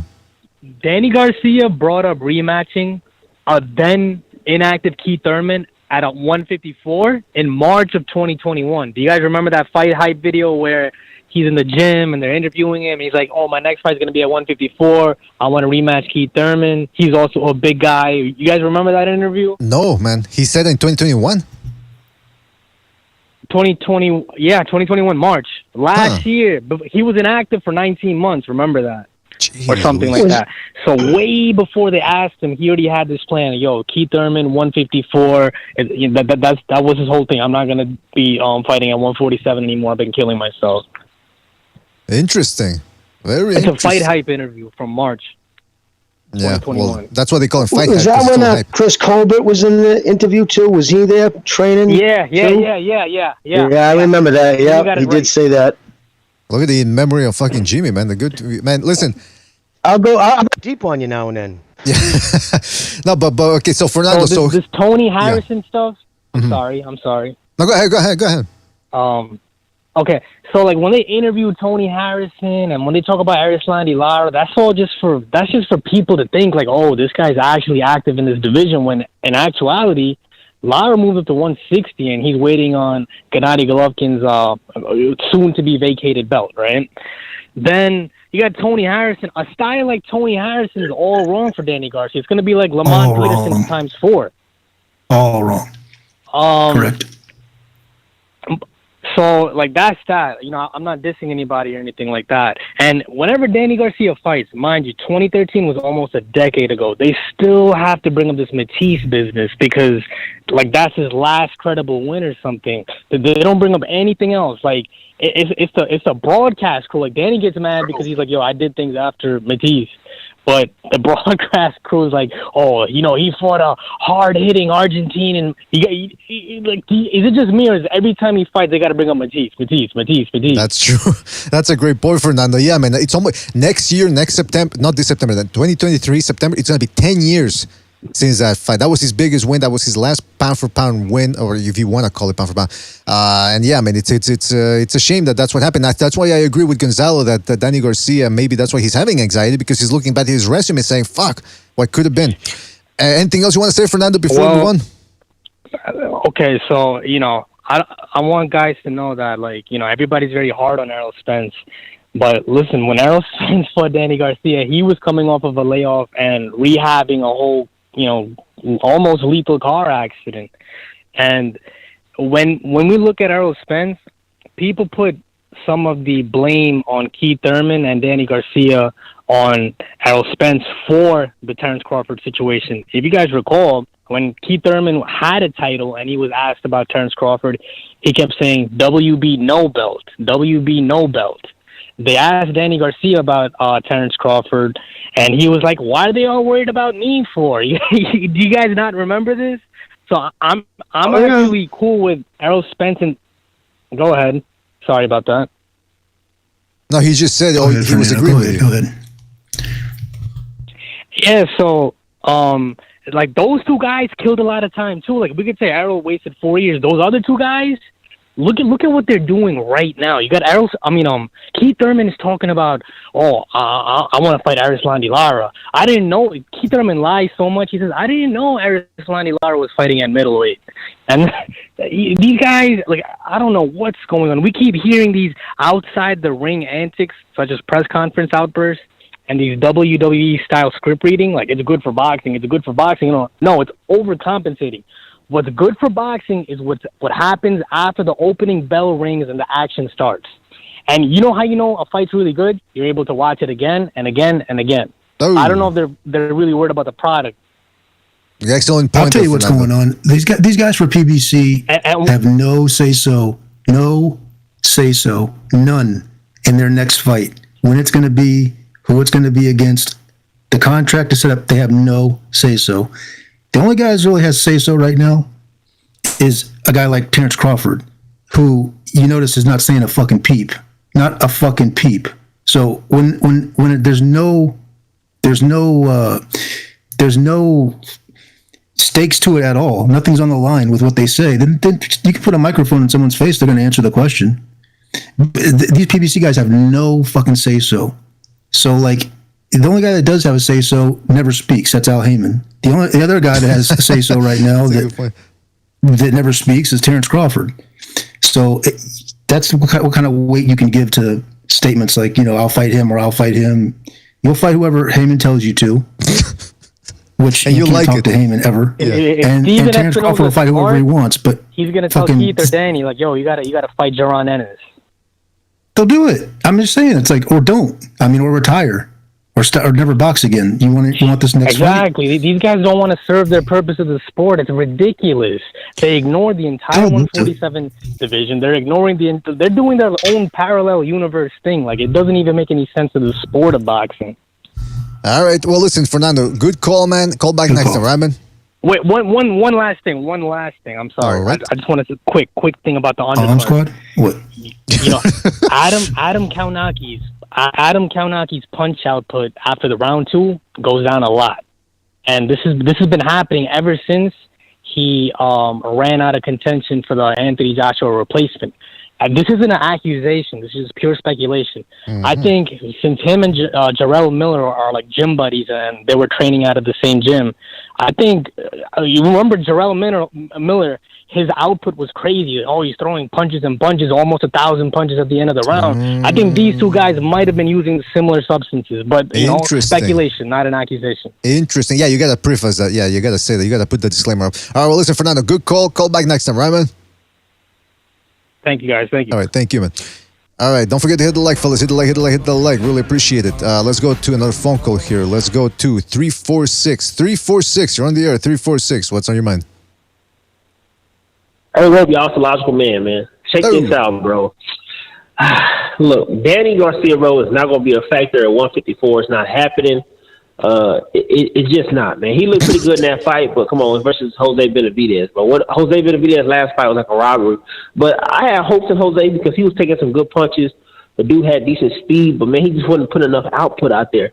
But even if he was putting in more pressure and everything, he wasn't going to win anyway. They was going to rob him. Let's just be real, y'all. He's in, he's in Brooklyn, the Barclays, all the support for him out there. PBC is pushing, Danny Garcia. That's one of their favorites, So I don't know what Jose going to do after this.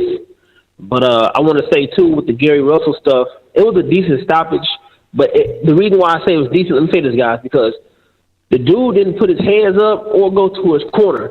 But still, I think it could have kept going, but I see why they stopped it. And I say a rematch would be, a rematch would be cool. I wouldn't disagree with the rematch at all. And then that guy Ali that fought Koronaki, that guy Ali is solid, man. That's a solid heavyweight. The dude was doing good combinations, body work. He got good, decent power. Because last caller had a very good statement about Miller and Koronaki, having that good punch output. But it seemed like once that drug shit came up, Koronaki been, his punches ain't been how they were. I'm like, man, they could have been using the same supplement. That's a true fact.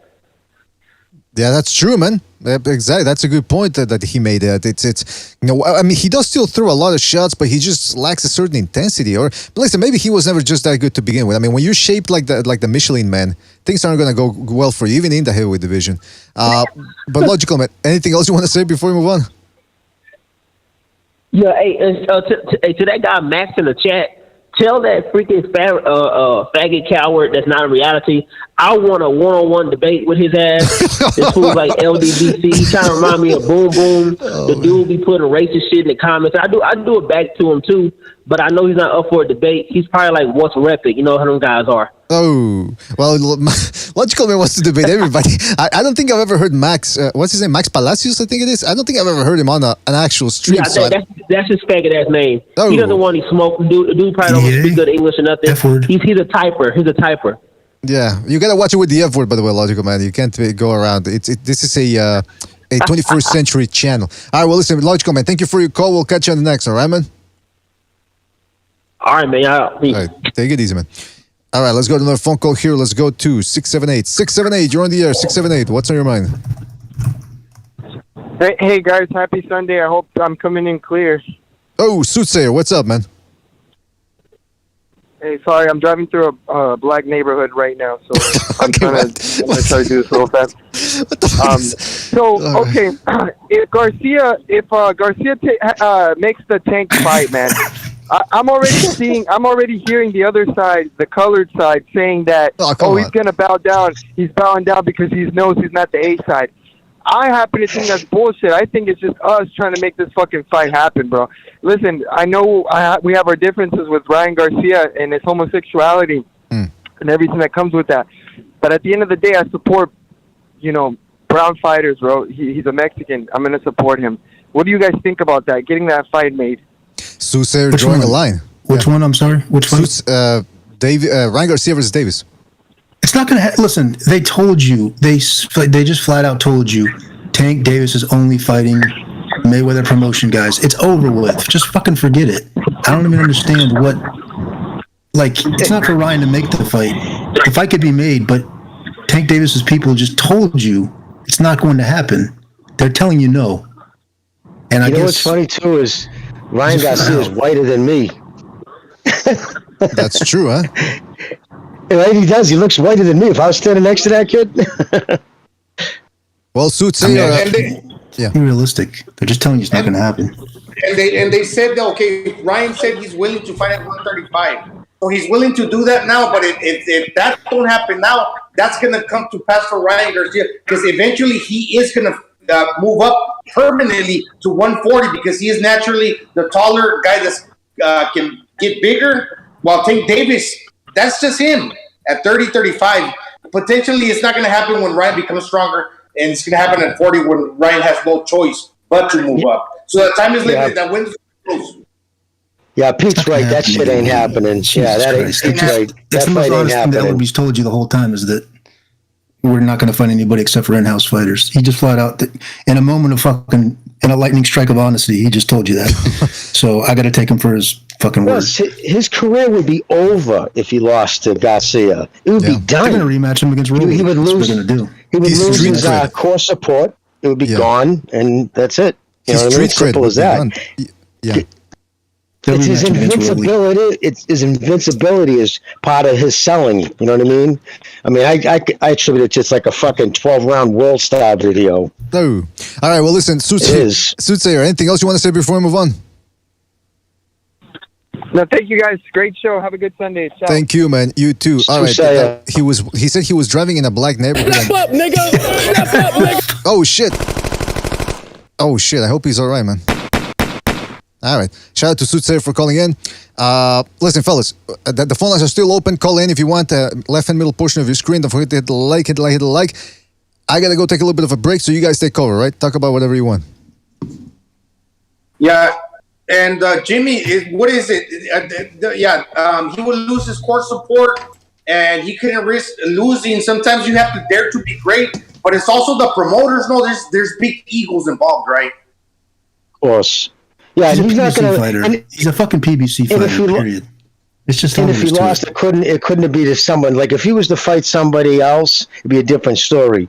But because the negative connotations being thrown towards Ryan Garcia, everybody knows what it is, and he catches it really hard from his fans, from Tank's fans. If he was to lose to him, forget about it. It would be over. Well, there's and they can't because that's the only fighter they have. That Mayweather has, yes. Yes. Oh, you mean Golden Boy? Yeah, Golden Boy Ryan's the only one. No. I was talking. Yeah, no, but I was talking about. You were right the first time, Tank. Mayweather. That's the only guy he has. PBC's got more fighters, but Mayweather only has Tank, and you're right. The sport's shifted. We used to have guys that, and Jimmy, I know that you remember this. There used to be guys that you could expect to lose an exciting fight, Jorge Paez, Arturo Gatti, and yet they would still sell tickets and sell out stadiums and still get high ratings. But it's become so divisive of everybody fighting, moving around, especially in the community near PBC, because it's the Mayweather brand of undefeated is kind of shifted to that area. That if Tank loses, you're right, he could hurt him greatly. It may not hurt him at all if people really just like an exciting fighter. He gets knockouts. He goes in there, he fights, there's action.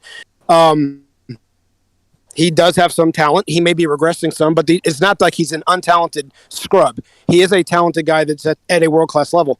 If he loses, it depends on if that brand drops him because they only go around undefeated, or if they still rally behind him based off the fact that he's exciting like they did Gotti and Paez and guys like that.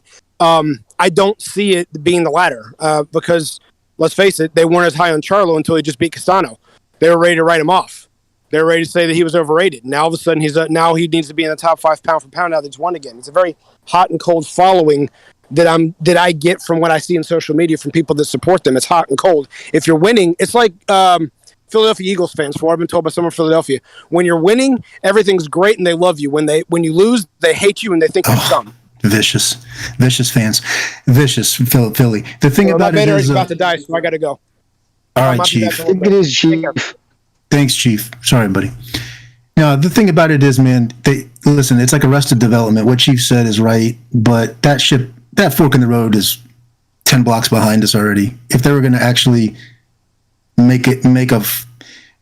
steer a fighter's career to where he could win and lose and come back, it's like Danny Garcia. He's got losses. I don't give a shit. He's never given me a bad fight per se. He's given me a rusty fight a couple of times when he overstayed his weight, but I fucking have no problem with Danny Garcia. You know what I mean? But a guy like Tank, they're just going to keep setting him up with guys he can one shot. It's a 135-pounder with one shot knockouts. I don't remember ever. Even Pacquiao, even anybody at 135 has never been a one shot. A legit 135 great's never had one shot fucking power, right? He throws half the fucking punch volume that goddamn the Polish kid, the heavyweight, what's his name? Kanaki. Yeah, Kanaki throws 50 times as many punches as this 135-pounder does because he's going to set you up for a counter uppercut 50 times and catch you on the 51st time. They're going to rematch him against Rolly because Rolly's got he's a good shit talker. And they're going to they're flat out telling you that, you know what I mean? Just like, for once they're telling you the honest truth. Go ahead and take them for their word on this one. In-house. And he's a PBC fighter. There's no letting him go. You know what I mean? He's just a puppet promoter for a PBC fighter. End of story. Fuck him. That's truly what's going on. That's the whole situation in a nutshell with him. And, you know what's hey, did you guys see last night? I just want to bring up the fight last night again. Danny, this is a side note, man. If you're going to have every female in the family, including look like the girl, like Danny's daughter, get a nose job, all go to different fucking plastic surgeons. Did you see them when they were all lined up? They all had the exact nose. His wife, his mother, his two sisters, and somebody's daughter. I know it's Danny's little sister. I swear to God, unless they put makeup to make it look that way, I'm like, they diced up the little girl's face too. They all had that little mousy nose, but it was funny. Anyways, I just didn't know if you guys saw that. That was funny shit. I'm like, it's just like, what do I do with the money? I know. And then speaking of what do I do with the money too, I'm looking at all of, they're showing, they're scanning all the crowd, right? They're showing like Boots Ennis. I liked him. He had minimum, nice fucking, Gucci fucking t-shirt, just a chain and shit, right?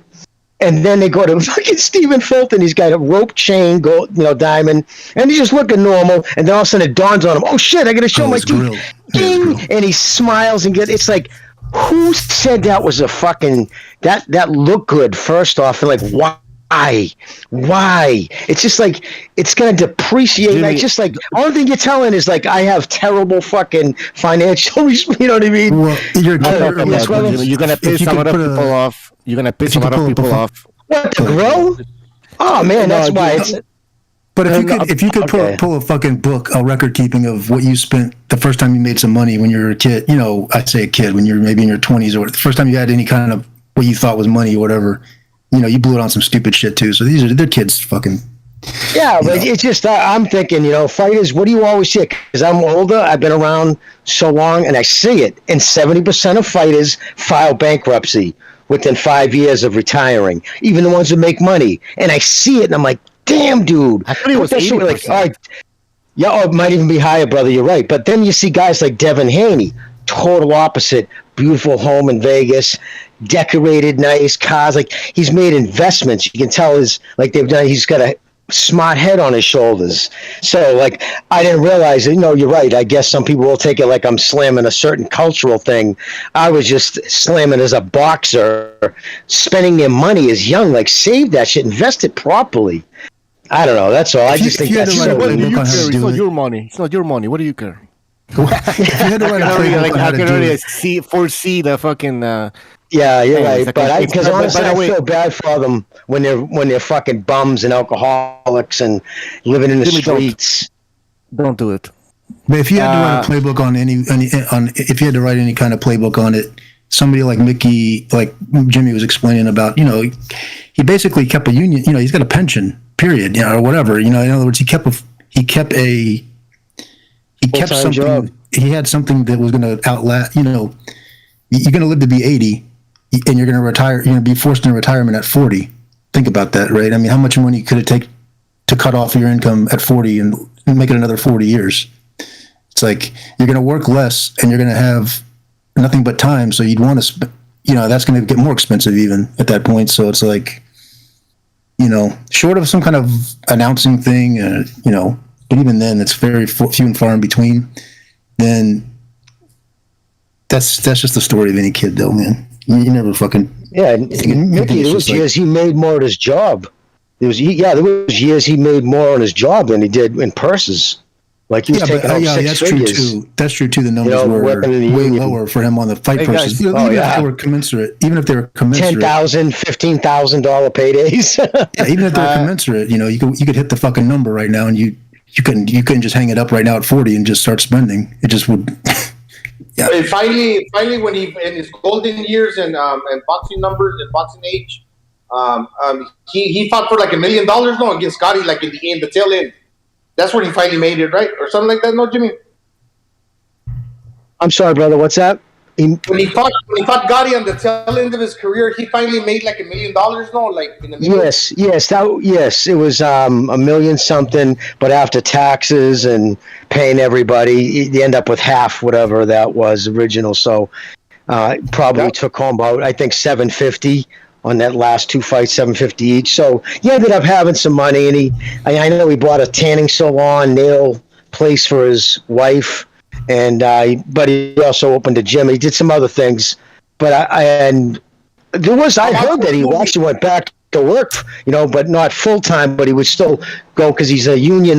Keep his card. Kept his card, and he goes down. He does in the steamrollers, one of those big monster ones too on the highway. Now they showed him in the movie shoveling. No, it was like I just go back and forth in a steamroller, making $75 an hour. So it's like, why not? It's better than sitting at home. Did he get paid for the movie for them portraying this character? Like any type of royalties? Oh yeah, of course. Oh yeah, no, of course he made money on that. They paid his brother fucking $75,000 just to go away so they could finish shooting the movie. It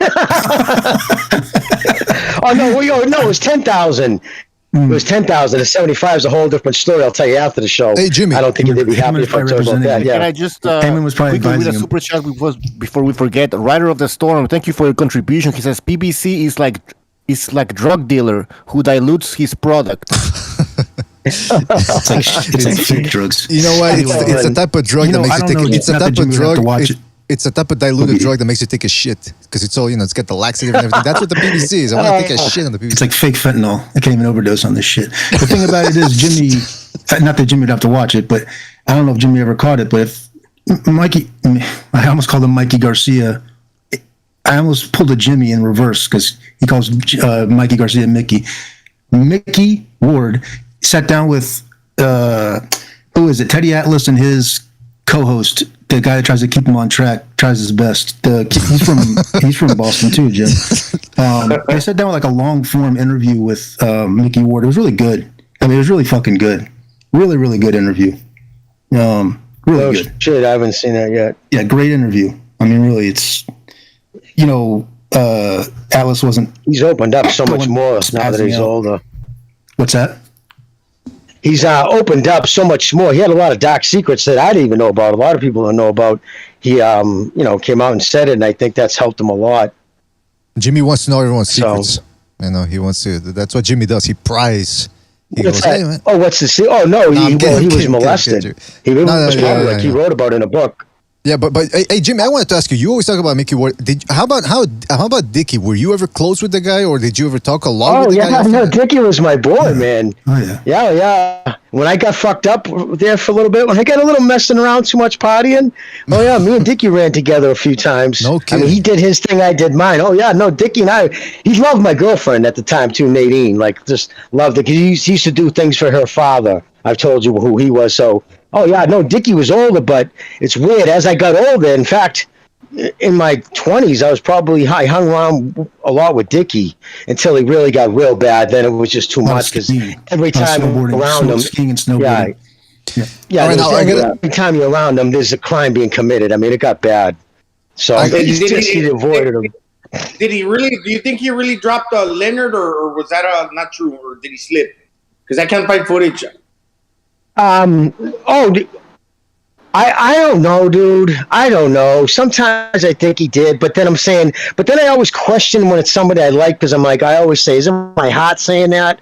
So I know that Leonard told him he was the toughest kid he ever fought in his life because he said, I've never punched anybody so hard so many times it wouldn't keep coming. He goes, you kept getting up. Fucking, he would just he goes, I'm like, all right, he's done. And they talked about it one night. That was actually my wedding speech. No, the thing he was fucking went down like 7 times and he kept getting up. It's probably not for public broadcast or whatever, but I've talked to Jimmy off air about, just hanging out with Dickie and all that. And there's some fucking doozies there's some good stories there. It's good stuff. Yeah. Hey, that movie didn't play him short. He was crazy, and I'll tell you, that fucking actor, man, nailed his mannerisms. All fucking, he's like fast talking, just. Yeah, it was funny because, but this way, I'll tell you, he never had a cell phone. Like, you would just never own it. Give me your cell phone, dude. Like, everybody knew not to give you, to let him use your cell phone. Because he'll walk away while he's talking. Next you know, he's in somebody's car and he's gone. He did that to so many people. Like, swear to God, I'm like, fuck out of here, dude. You're going to stand right here if you're using my phone. It would do it all the time. Was it that? Was that Christian Bale or Ethan Hawke? Christian Bale. That's a high profile. He's a great actor. High profile actor.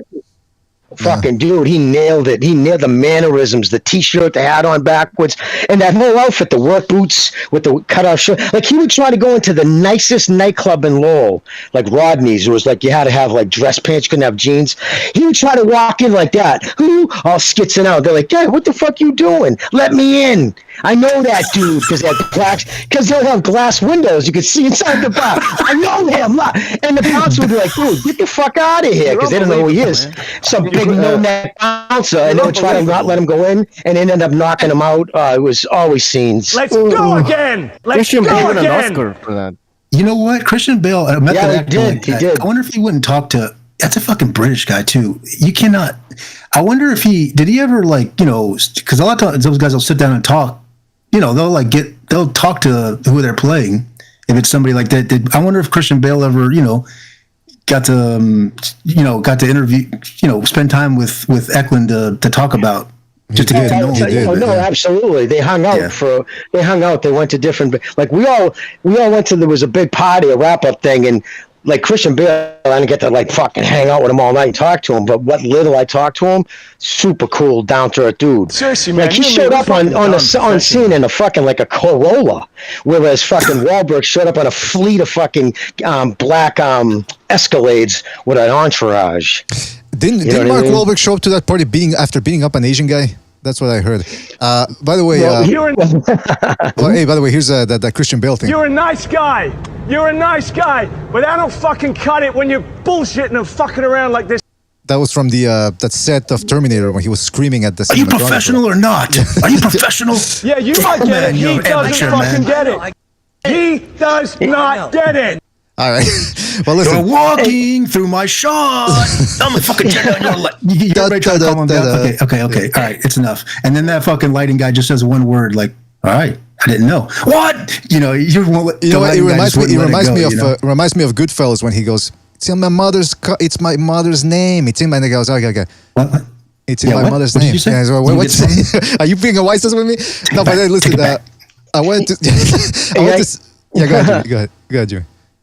I was gonna say one thing about that movie was true too. When they show him jumping out the window, like that was Dickie's thing. Like that wasn't just a one-off. He would jump out a third-floor window. Cops coming, up the stairs. Everybody's all fucked in the apartment. Out the window into hedges, all gashed up from the bushes and shit. Fucking leg all swollen. No, he was notorious for jumping out windows to avoid police, his mother, or whoever was looking for him. That was his signature nuts, move. Dude, he really was. Mickey had the left foot. Mickey had the left foot to the body. What? Dicky had the jump out the window. That was his. Point is, he's running out, running from Mickey because Mickey would be out looking for him. And his mother never gave up on him. She never did, no matter how fucked up Dicky got, man. That's his mom never turned her back on him. So it's his friends. It's his friends. The thing about it is, I never saw that movie. I gotta catch that movie, man. I don't think I've ever watched that movie from start to finish. Speaking of Hollywood, because this is a bit. Listen. Last night, I'm watching the pre-fight, the prelims on YouTube for the Showtime thing, and all of a sudden, big announcement. Hold on, fellas, we just get an announcement from our producers. The Jake Paul versus Hasim Rahman fight is off. I go, all right, that's the big announcement. Apparently, this is something that people were looking forward to. I don't know, I guess. Then I go on Twitter this morning, and a lot of people are talking about who's at fault. From what I understand, and you guys correct me if I'm wrong, Hasim Rahman is a big dude, and Jake Paul used to spar him. So he said to Rahman, listen, we'll fight, but you got to do it at 205 or something like that. And apparently Hasim Rahman was at 218. He said, all right, I'll do it. Then now apparently he can't make the weight, he said. Now Rahman's going on Twitter saying, no, it wasn't me, blah, blah, blah. Jake Paul's a pussy. Guys, what do you make of this? Is this just what happens with this type of promotions between fighters that aren't really professionals? Or? And he's also... It's two fucking idiots hooking off. I didn't follow any of it, but last night we had a bunch of people over and it was chaos in this fucking. It was all I could do to like watch the goddamn boxing, the Danny Garcia fight because these maniacs are jumping around, choking each other out, watching UFC and playing pool. It was fucking nuts. But they did mention one of the calmer ones, the normal ones. One of my brother's friends was like, I heard that Rahman fight's off, and I go, what does that mean? And he's like, he can't make the weight. I go, what weight? It's fucking like bar fight. It's like bar stool fights. Gives a shit. He's like, I guess he can't make 205. there was a replacement in place, but Jake Paul decided not to fight the replacement. But it wasn't realistic to begin with because really, Rockman, according to what he said, he would have to like lose a pound a day. Now he did sign the contract 3 weeks prior to the fight taking place. I don't know, it was like 3 weeks ago or a month ago. That's when they scheduled it, I guess, to begin with. Now it was unrealistic to begin with. Now, if he fucking knocked him out in sparring, according to what Jake Paul said, when Rockman was weighing 230, why can't he fucking acquiesce and make the fight happen at fucking 210, 215 if the dude can't fucking make the weight and you didn't even give him the last week to try to cut down? Mind you, the fight wasn't taking place this week. It was taking place next week. But the guy told you, dude, I'm going to be struggling just a little. So he's not wanting to fight for a replacement, dude. And I think that, like, Jake Paul should have at least been a little bit more willing to give the dude a little bit more leeway and not make it to where he's trying to, like, squeeze that dude down to fucking 200 or 205. Because he's really looking to get a fucking a gimme. He's trying to catch a shell of that dude where he's going to knock him the fuck out. That just tells me that dude's garbage. He's already a shell. There's no shell of anything. They're both already shells of any. No. I'm talking about Rockman. If Rockman comes down to the fight, well, I'm talking about Rockman. That's what I know, but let me ask you, Gonzalo. It was a pound a day. In other words, he's 218 and he has to get to 205. Well, that's basically it. But what I just said, that's all I have on that. Well, I'm just saying but the numbers. I can't even believe I'm asking for details. But like, I heard that Rahman is heavier than Pete. I heard that Rahman is actually heavier than 217. Okay, so they say 20, 30 pounds. That weight. Part of the story is too that they're saying now that Jake Paul, the rumor is on Twitter, and even a couple of blue check types were talking about it, offered Rockman or money to dive, take a dive, it's just and Rockman hasn't come out and said it whether or not that's true, but that's what they're saying. And then what else was this? Oh, and then what really blew it up was Ishii. Smith, the boxer there who fought under Mayweather, he came out and said that the fucking Jake Paul's only getting any look from Showtime, giving him this. It's ridiculous, and they're only doing it because he's white, which is just fucking absurd. They actually went with the Great White Hope angle. It's like, what are you talking about? Lomachenko, fucking triple. We got a bunch of. There's not a shortage of talented white boxers right now, guys. Like, stop. Exactly. And the guy has a following. And the guy 20 million, bro. 20 million YouTube subscribers. Showtime's going to try. Yeah, they're going to promote this fight. They didn't see fucking white. They saw green. They saw green from subscribers. You know what happened? You know what happened? Just save money for next fiscal year to try to make Crawford and Spence. That's what it's going to take. Yes, fuck them both. You know what happened with Ishii Smith? He went against the LDBC when their head snapped, when their brain snapped, and they lost all semblance of sanity, and they started saying that Fury had cheated against Wilder, and he had the egg weights. So now he's probably thinking, you know what? Let me get the brothers back. Let me get my peoples back. And that's when now. Maybe that's what he addressed that too, Mr. BDA, in his Twitter feed. Did you see it? No, because he brought that whole he brought that up. He said, "Well, it's suddenly all the dudes who were like, I was fucking the guy when I was calling the LDBC out on their shit, but now people coming out because a lot of people are saying, dude, you're smoking crack instead of addressing it just right, just like laying out the facts. Like, dude, that's just silly because this is the reason why. To the facts they Bruto said." But to make it say they're doing it because he's a white guy is just so outdated. But then if you go down his Twitter feed and you see a lot of the other shitty tweets, it just all makes sense. By the way, Ishii Smith is one of the rare cases of a guy that conned his promoter out of money and not the other way around. So it's kind of like a man bites dog type story here with Ishii Smith. But with Ishii Smith, man, that's the thing though. He's like, Jimmy, you hit the nail on the head. He's talking about the race thing. It's got no place to bring up the race thing. But in regards to that, to Jake Paul, the other thing I heard just perusing Twitter was that this fight wasn't selling all that well. It wasn't trending. Just like they said, Jimmy, correct me if I'm wrong. Didn't the Logan Paul and Mayweather didn't do all that well, right? Nope. And that's where they never officially put out the numbers. And he also burnt Paul for $1 million. Yeah, no, they're saying Rockman wasn't a big enough opponent, and that's what a lot of people are saying it really is. It just wasn't gaining showtime enough. And what Ishii was really mad about, I misspoke, it was because WBC said if he does beat Rockman, we're going to rank him. And people were like, well, wait a minute, Rockman isn't ranked, so why would you rank him? And that's why Oshie said, well, because he's white. And then a lot of people drilled him saying, look what he did with Leo Santa Cruz. 3 years without fighting anybody, WC. Deontay Wilder, he's just gotten knocked out 2 times in a row, and he's still the WBC's mandatory #1 challenger. So to say that the WBC is bending over for a white guy is just, in Showtime too, is just absurd. I'm done. Speaking of WBC, Mauricio Suleiman also makes an appearance in that Mayweather clip, which I got to say again, it's in the chat. It's the worst Mayweather clip I've ever seen. It's the most obnoxious, fucking delusional bullshit, remedial school bullshit clip I've ever seen in Mayweather, and that's saying a lot. It's fucking just, it's like, oh my God. Should we watch that before we go, or? Yeah, I'll watch it. I guarantee. Just find me a more. Go ahead, play. All right. But before we get to that, does anyone else want to say anything else about the Jake Paul thing, or? One more thing, and I think that Rockman, what's it? Hasim Rockman Jr. said that I'm willing to forfeit my purse, and the way he said it, I believed him. Just pay me the mandatory like 5,000 stipulated for like the rules that you just give me that, and we'll make the fight take place. So what does that tell you about fucking Jake Paul, man? He's not interested because he thinks that he's gonna lose against a guy that's above 205.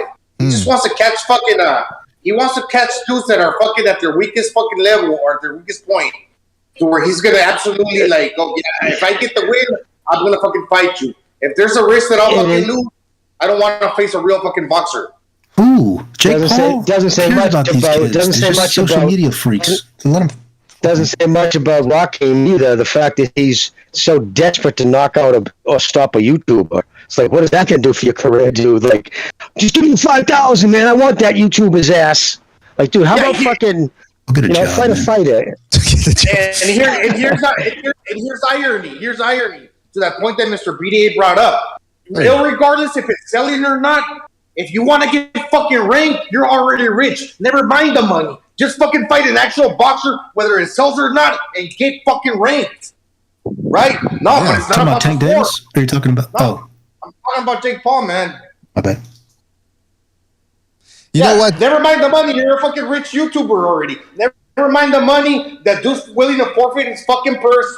Never mind if it's selling or not. Just fight for the fucking ranking, because that's what as a fucking hardcore fan, he's got to think about that as a fucking wannabe fucking fighter. If he really wants to consider himself that, and you want to get ranked for the WBC rules, fucking fight an actual fucking fighter where you're not going to defeat him.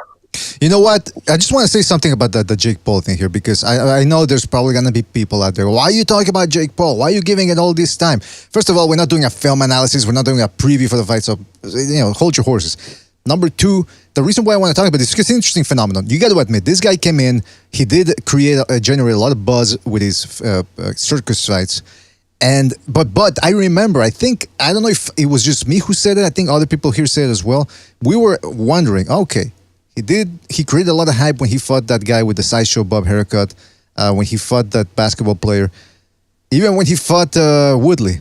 But we were saying, okay, let's see the progression. Are the pay-per-view buys getting higher and the gate getting higher, or is it going down? And now we were starting to realize that, yep, it's not this type of business model of circus fights. It's just not all that viable. I think people got their hopes excited when Tyson and Roy Jones did good numbers for their exhibition fight. And they're real fighters. They're real fighters. These guys are telemarketer jerk-offs. If you read what the lawsuit between Floyd and the other Paul kid about the money, these ticket scams they're pulling and these fucking rug pull bullshit, they're fucking peddling cryptocurrencies to all these little jerk off teenagers and everything. Just fuck them, man. They're parasites feeding on each other. I mean, go look at a microscope, put them in a petri dish, and study them. But fuck them. It's like I would watch 2 ant fucking colonies fight. Fucking idiots. Trust me. You look into it. It's in. They got sued over this shit for the last Mayweather thing, and Mayweather's a part of it too. And they're just like little YouTube. These teenagers aren't paying for any of these fights. There's no selling anything. But it's getting boring. It's getting boring. We've seen there was a novelty thing that's what it was appealing, right? Because, two YouTubers fighting. Oh my god! But then we've already had like 4 fights with YouTubers, let's say. So now it's getting boring. It's getting stale. So now you need to step it up, right? It's like you're going from a drug to now you want to try PCP or something, right? Like so. So now you have now you what needs to happen next is Jake Paul needs to fight not a contender, but a real boxer, right? That's where we are at. We can't go back. We have to keep going forward. For example, so Mayweather. One last thing, Mayweather and McGregor. There was a whole novelty thing. Oh my god, a UFC fighter against a boxer, 2 big names. Okay, we saw what happened. It sold, but it was boring. Nobody wants to see that again. And you have all these UFC fighters calling out all these boxers. Yeah, but there's no demand for that anymore because we saw what happened. What weight is Jake Paul? Let's face it. He's a cruiserweight. Let's face it. The dude's a YouTuber, but the dude has some basic fucking fundamentals that the guy can throw a punch and he can fucking crack. And this is the thing. He's dehydrated motherfuckers down to where they're a shell of themselves and they're fucking vulnerable. And boxing is dangerous. The reason he want to bring that dude down, guess why? Because he want to get that highlight reel fucking knockout like he did against the other dude. To where his name is, he's going to make a fucking meme out of it. He's going to be exploding all over the fucking internet. Oh, look how I knocked that dude out. It's fucking impressive and it's going to be wild. But if you can't do that, what happens? You're going to gas out. If he can hang with you, you yourself gas out, then you get exposed as a fucking fraud because you can't land that fucking one-punch knockout punch.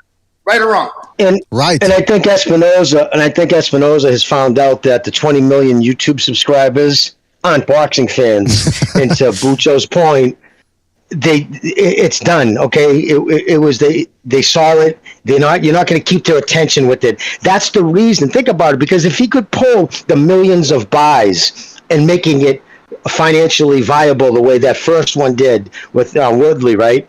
If they could do that, they would continue just to do that. The reason why he has to start going into the actual boxing realm against fighters is trying to bring actual fans' eyes in on it, because they can't depend on his base anymore. Because like you said, okay, he's fighting. Yeah, we already saw that. Let's do something else, because they're not fight fans. That's next. Also, I mean, why would you want to see Jake Paul fight another basketball player or a UFC guy? Like, you don't have to be a boxing fan. You just have to pay. And these kids don't pay for nothing. They can stream anything anywhere. They don't fucking. So it's like during the pandemic, him and Woodley can put a pay-per-view on or whatever. The Conor McGregor thing, the Conor and Floyd thing. Listen, the MMA guys, they buy those pay-per-views. They really get they really get their money's worth. So it's like they'll pay for it. It's sold. Jake Paul, they won't pay for that anymore. He just started fighting 5 minutes ago. He hasn't boxed. He just fucking put a pair of boxing gloves on. He'll get iced out by any cruiserweight. Just name them. Dorticos. Hold on, one at a time. He'll fucking blow his head off. Fuck him. Yeah, exactly. He want to get the highlight reel knockout where them dudes are going to make a fucking face plant and he's living off these fucking cheap thrills. Consider himself a real boxer. When all of it, where he can talk shit to his buddies. Oh, look at that dude, how he landed on the canvas.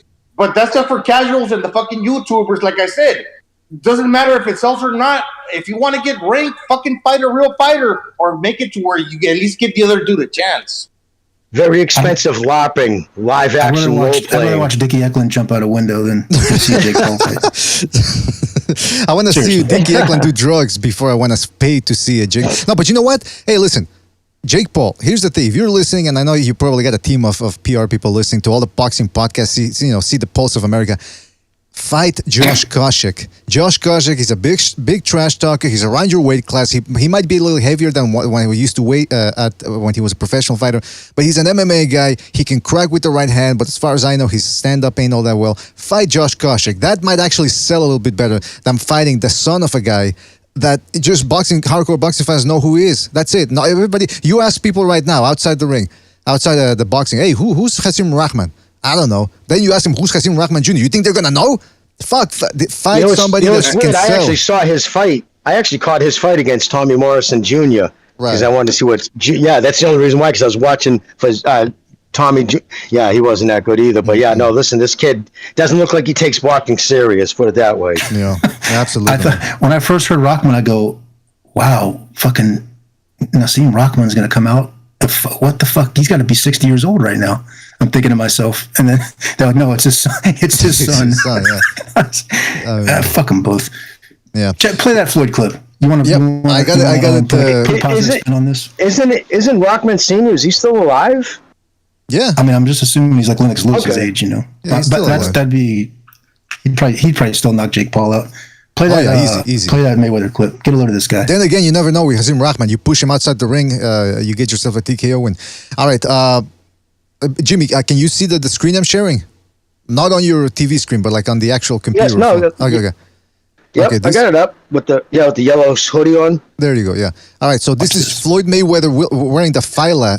Is that what it's called? Fila, that brand that all Italians from New Jersey wear. Fila, all right, let's Fila.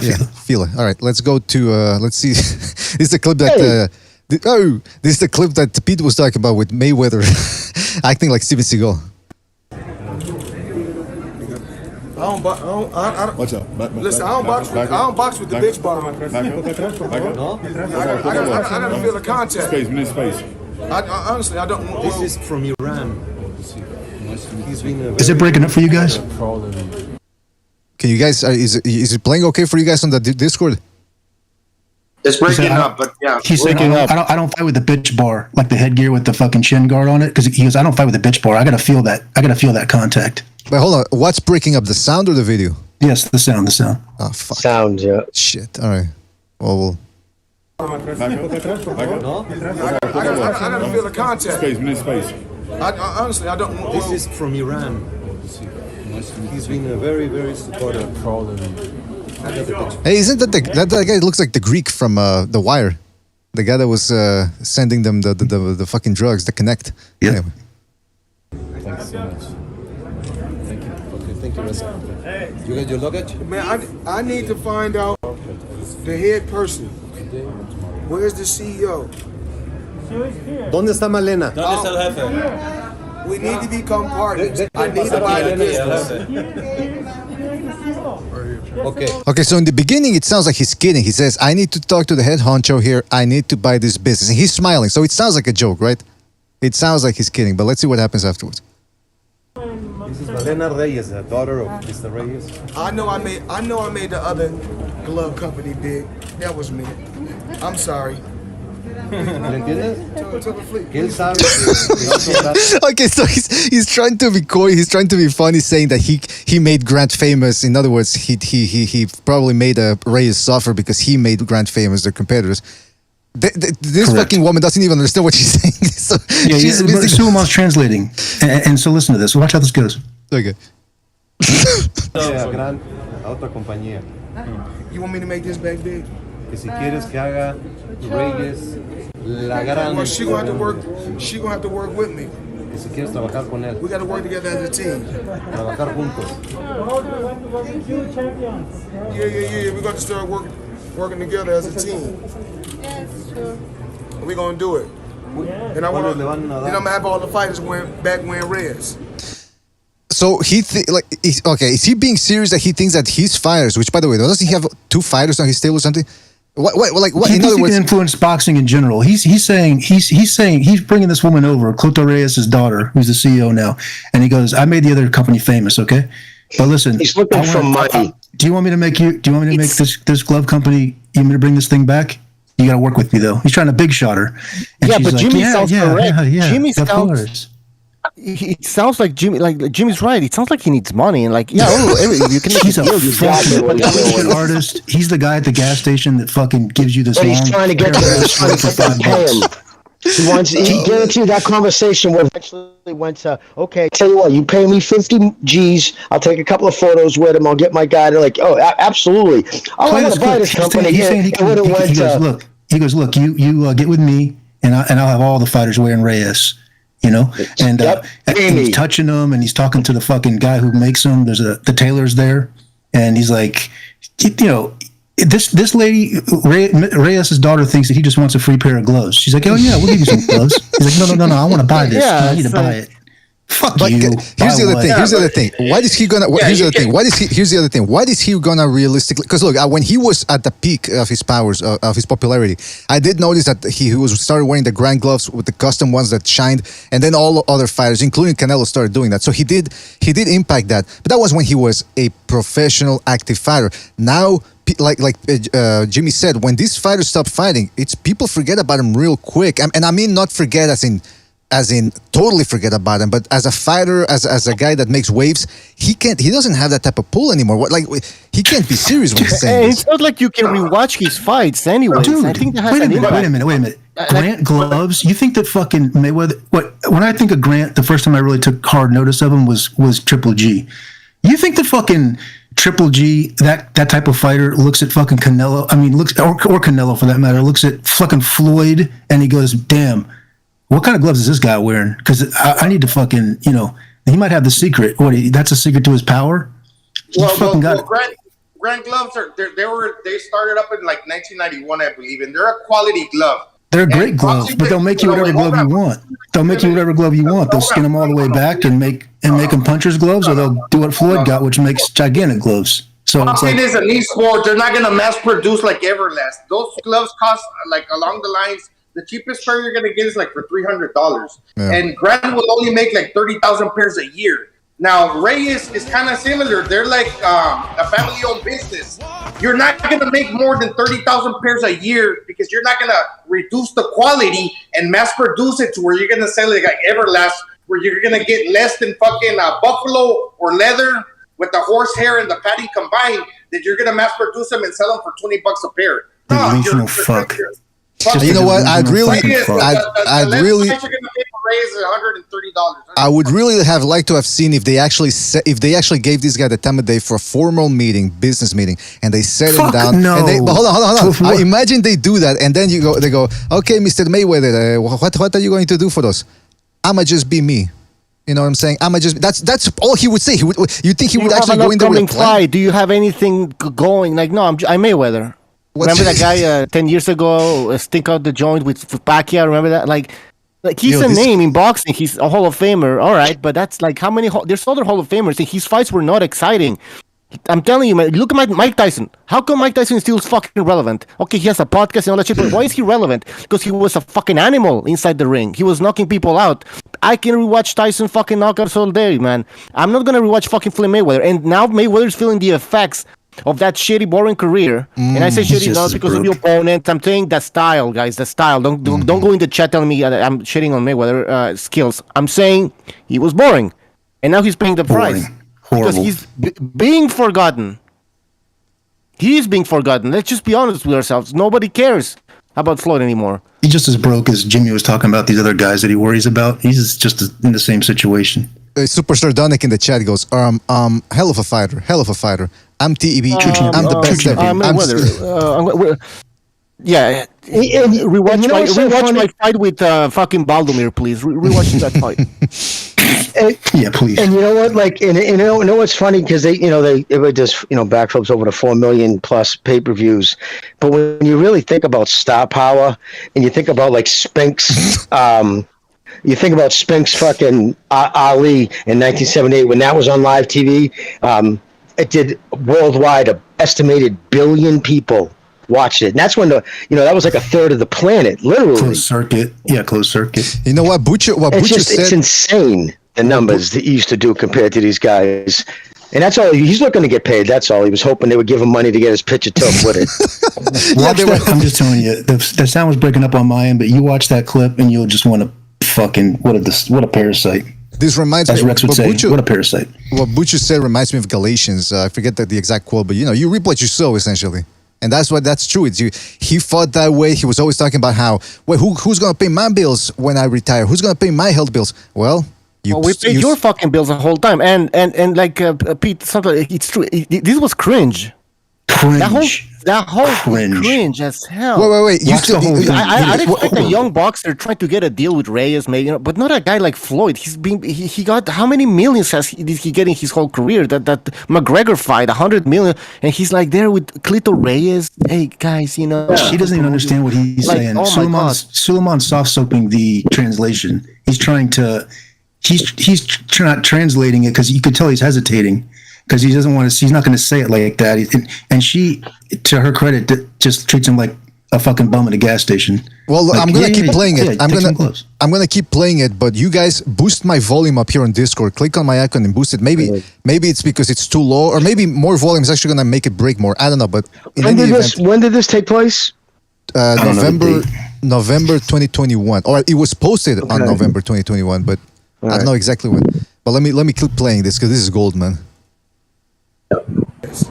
See, the fighters win all that other stuff. You know, they win the other stuff because of me. Now I can get them back winning this. What you want? Sure. Yeah, it doesn't matter. It doesn't matter the design on the glove. All the people worried about is. She still thinks he wants a free pair of gloves, right? Yes. That's what she. This guy, but look at his smile and everything. I don't know if he's kidding or if he's actually serious. It's hard to tell with the guy because he's so socially awkward. I mean, is any telemarketer serious or not? I mean, they're just trying to scam you out of your money. So it's like, are they serious or are they not? If you give them the money, they'll take it. But if you just hang up on them, I'm just telling you, like, if you watch this whole clip, it's like, oh my God. I didn't realize it was from 2021. It's worse. If it's the name got the family name, Cleto Reyes, by the way, is Sayer backwards because they also got Sayer. But if you want to make the glove famous based on your name, why don't you make gloves with your name, Mayweather? That's a fucking Mexican brand. It's probably where you want to take it out of Mexico. It's like buying boots that are Mexican made in Guanajuato in the United States. If the company, if like Forever made for, you know what I mean? It's just, it doesn't make sense. It's a puncher's glove. It's a puncher's glove. I mean, get Golovkin to wear. You're not gonna. That's exactly what we need. Mayweather's our spokesman. Wear a puncher's glove. You know who we need to fucking get? Mayweather. Yeah, Corey Spinks. It's like a complete. Get Malinaggi in there as well. I mean, come on, it doesn't make any fucking sense. And everybody that's a boxing fan knows about Reyes. I don't think Floyd wearing Reyes in a photo shoot is gonna change anything. Like they're gonna. Oh my god! Especially not now. Especially not now that he's in. Yeah, especially not now that he's inactive. He's been inactive for 7 years. I mean, come on, man. They should get fucking Harvey Weinstein and fucking Bill Cosby to fucking spokesperson before it. Yeah, they should dig up. They should dig up Jeffrey Epstein's. They should dig up Jeffrey Epstein's corpse and get him to fucking. Oh man. Remember, we're talking about a guy who lost his mind. That MGM took down the fucking Floyd stuff when you first walked in. You used to have that picture of him with his hands on his hips and like all the Floyd Mayweather stuff everywhere. They took it down. It's like, dude, you're retired. And he just like, did you think we will? I mean, he like really caused a scene, screaming, yelling. I still want to get paid up. Just like, yeah, he's having a real hard time. Why do you think his cheerleader, Yes Man, is on Twitter embarrassing himself, saying he's still the face of boxing? It's guy, man. Demented. He walked away and she got the real translation of what he said. They're laughing their asses off over there. But guys, I want to keep playing. I want to get through this a little more. Hold on. Do you want which sounds? No, I need to keep this. He looks like a hobo looking for free stuff. Look, with the beard and the hoodie, he looks like a hobo that's looking for free stuff. I gotta keep this. Can I keep these napkins? Just jerk off. Green? I need a green. Okay. Favorite color? My favorite color. She wants to give you a present of some gloves. She still thinks, like Pete said, she still thinks he wants a free pair of gloves and that's it. Yeah. Oh, man. You know? The best is he asked for the CEO. You can take the gray ones if you want. Yeah, sure. Isn't it like just a boxing show where they're showing all the new equipment and he is the CEO here? Like, what do you expect a dude to jump out with a fucking Brooks Brothers suit on from behind the curtain? Here I am. I've been waiting for someone else for the CEO. Yeah, that is. But you know what I mean? Like, what happens if that? What if that was part of a? What if that was a subsidiary of a big corporation, though? You know what I mean? Like, there's a CEO here. Dude, when a guy walks up to you at a gas station with some story and you just hand him $5, you just listen to him for 5-6 seconds and you go, here. Hey, Pete, I don't want to hear fucking. I don't want to hear fucking. That actually happened to you. I usually make them. I usually do some like make them eat a jar of mayonnaise or something. Oh, come on, Jimmy! What the fuck? You can't be serious. I'm just kidding. A jar of mayonnaise. Major CEO. A jar of mustard. This opportunity. This guy in the fucking hoodie here wants a free pair of gloves. Yeah, give them to him. Fuck him. Who is that? Look at the lady. She's touching her nose like she feels embarrassment for him. Yes. That's a signal for get security. Oh man. She probably doesn't understand him, but he's kind of looking like the poor man stepping up to somebody and saying, "No, you can't buy my company."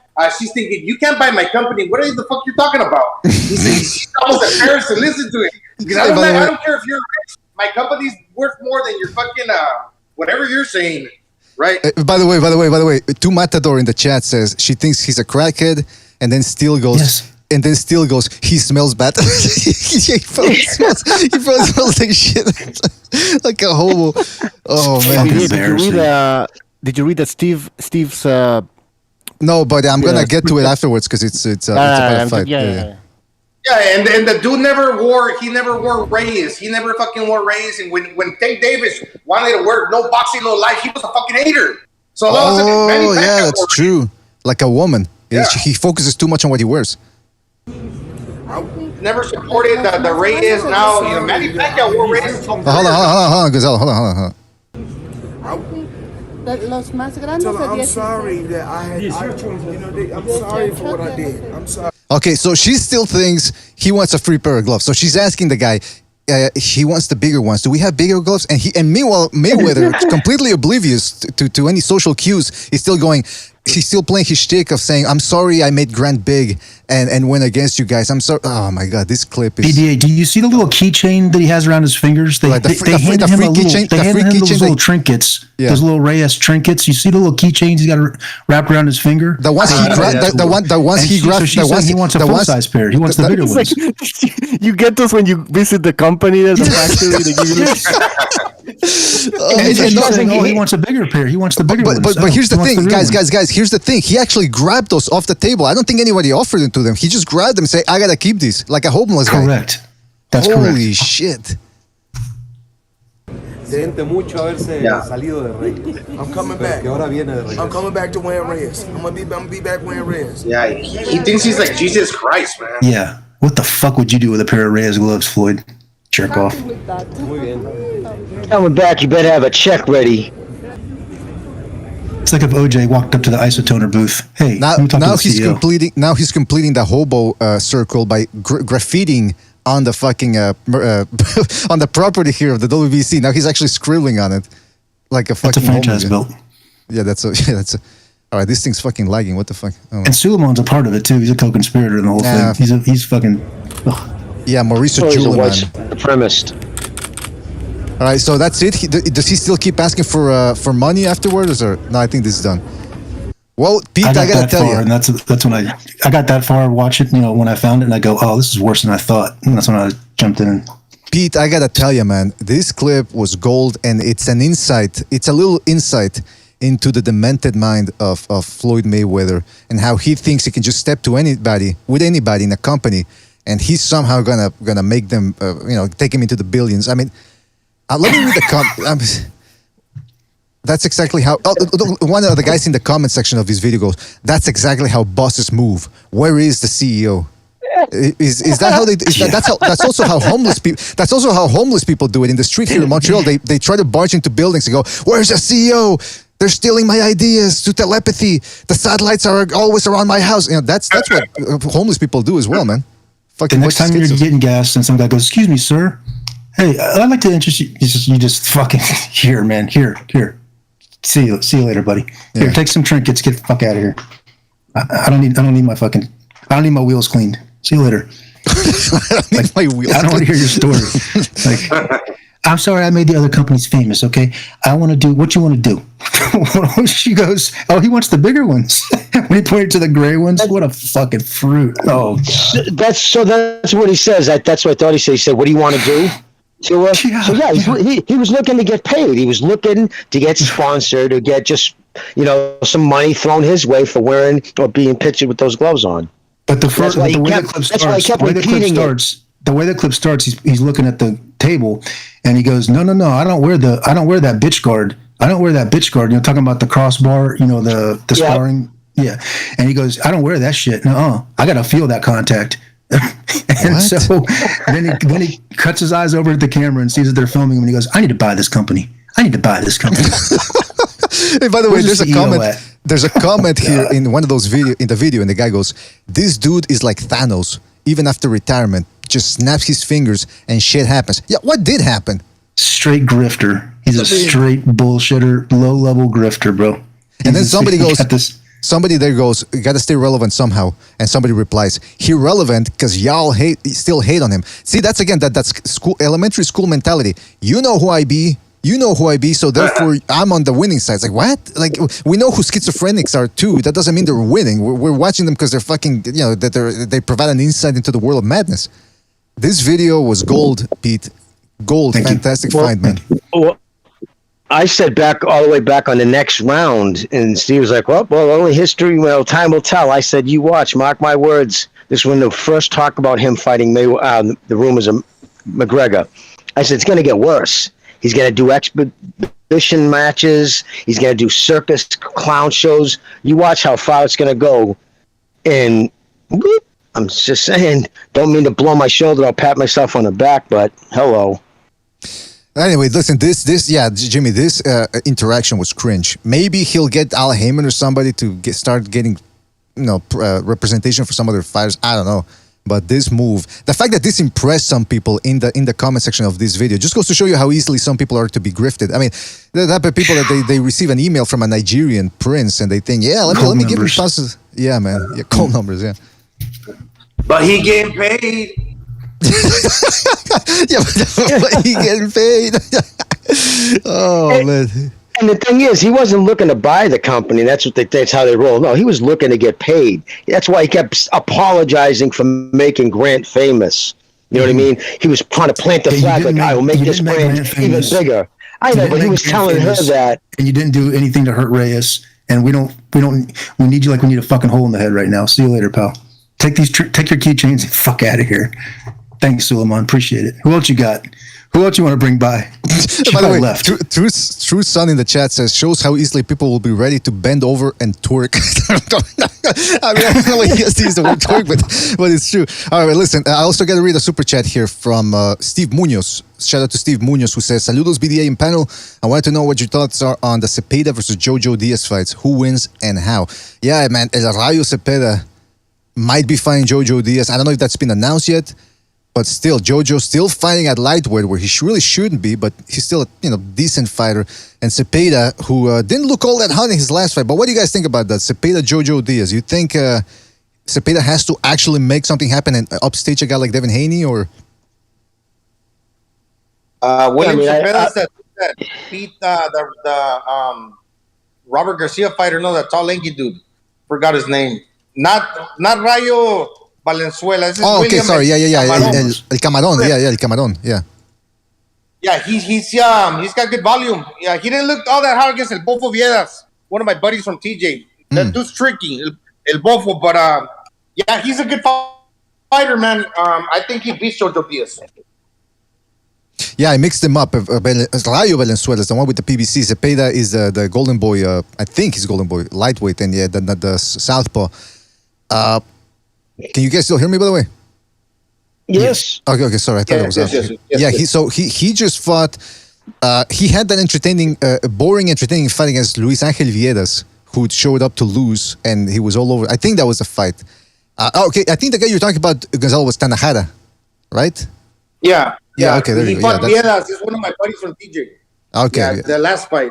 Yeah, that guy didn't do all that well. But no, actually, his last fight was against Alvarado, which he didn't look all that good in the Alvarado. Well, I mean, he looked okay, but he kind of stunk out the joint a little bit, but he can crack. He's a southpaw. He's fighting Jojo Diaz next. Do you guys think he can actually outperform Devin Haney, or what's going to happen with that one? Anybody? I think I have to see more from El Camarón Cepeda, the shrimp. Because, he did look good against Tanajara, but a little lackluster against El Bofo Viedas, and he fought Alvarado. I didn't see that fight.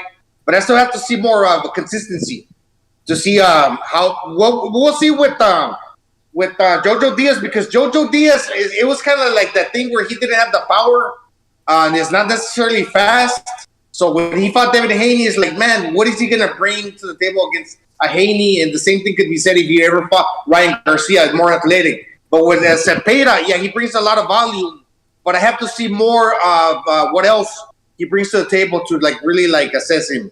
To be honest, I'm just being honest. Oh, yeah, I got you. I got you. It's an intriguing fight. If it does happen, we'll keep our eye on it. It's not the biggest fight out there, the most entertaining, but it's going to be interesting to see if he can actually if he's actually going to try to upstage Devin Haney, who also beat Jojo Diaz, I believe, last year. Now, we're going to end it here. Guys, thank you for joining us. Next week, we've got, according to the ESPN schedule here, we've got Michael Conlan's going to be fighting on ESPN Plus versus Miguel Marriaga.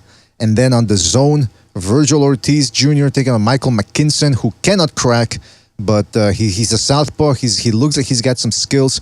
We'll see if Virgil Ortiz can continue the run of knocking motherfuckers out. And what else was I going to say here? Yeah, man, we're going to keep an eye on those fights. So we'll be back. Don't forget to check out the Second Renaissance. I think I'm going to be interviewing official Scorecard Boxing. Maybe tomorrow. I got to shoot him a message.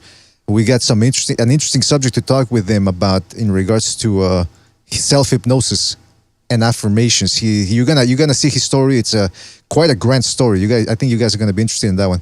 Other than that sounds cool.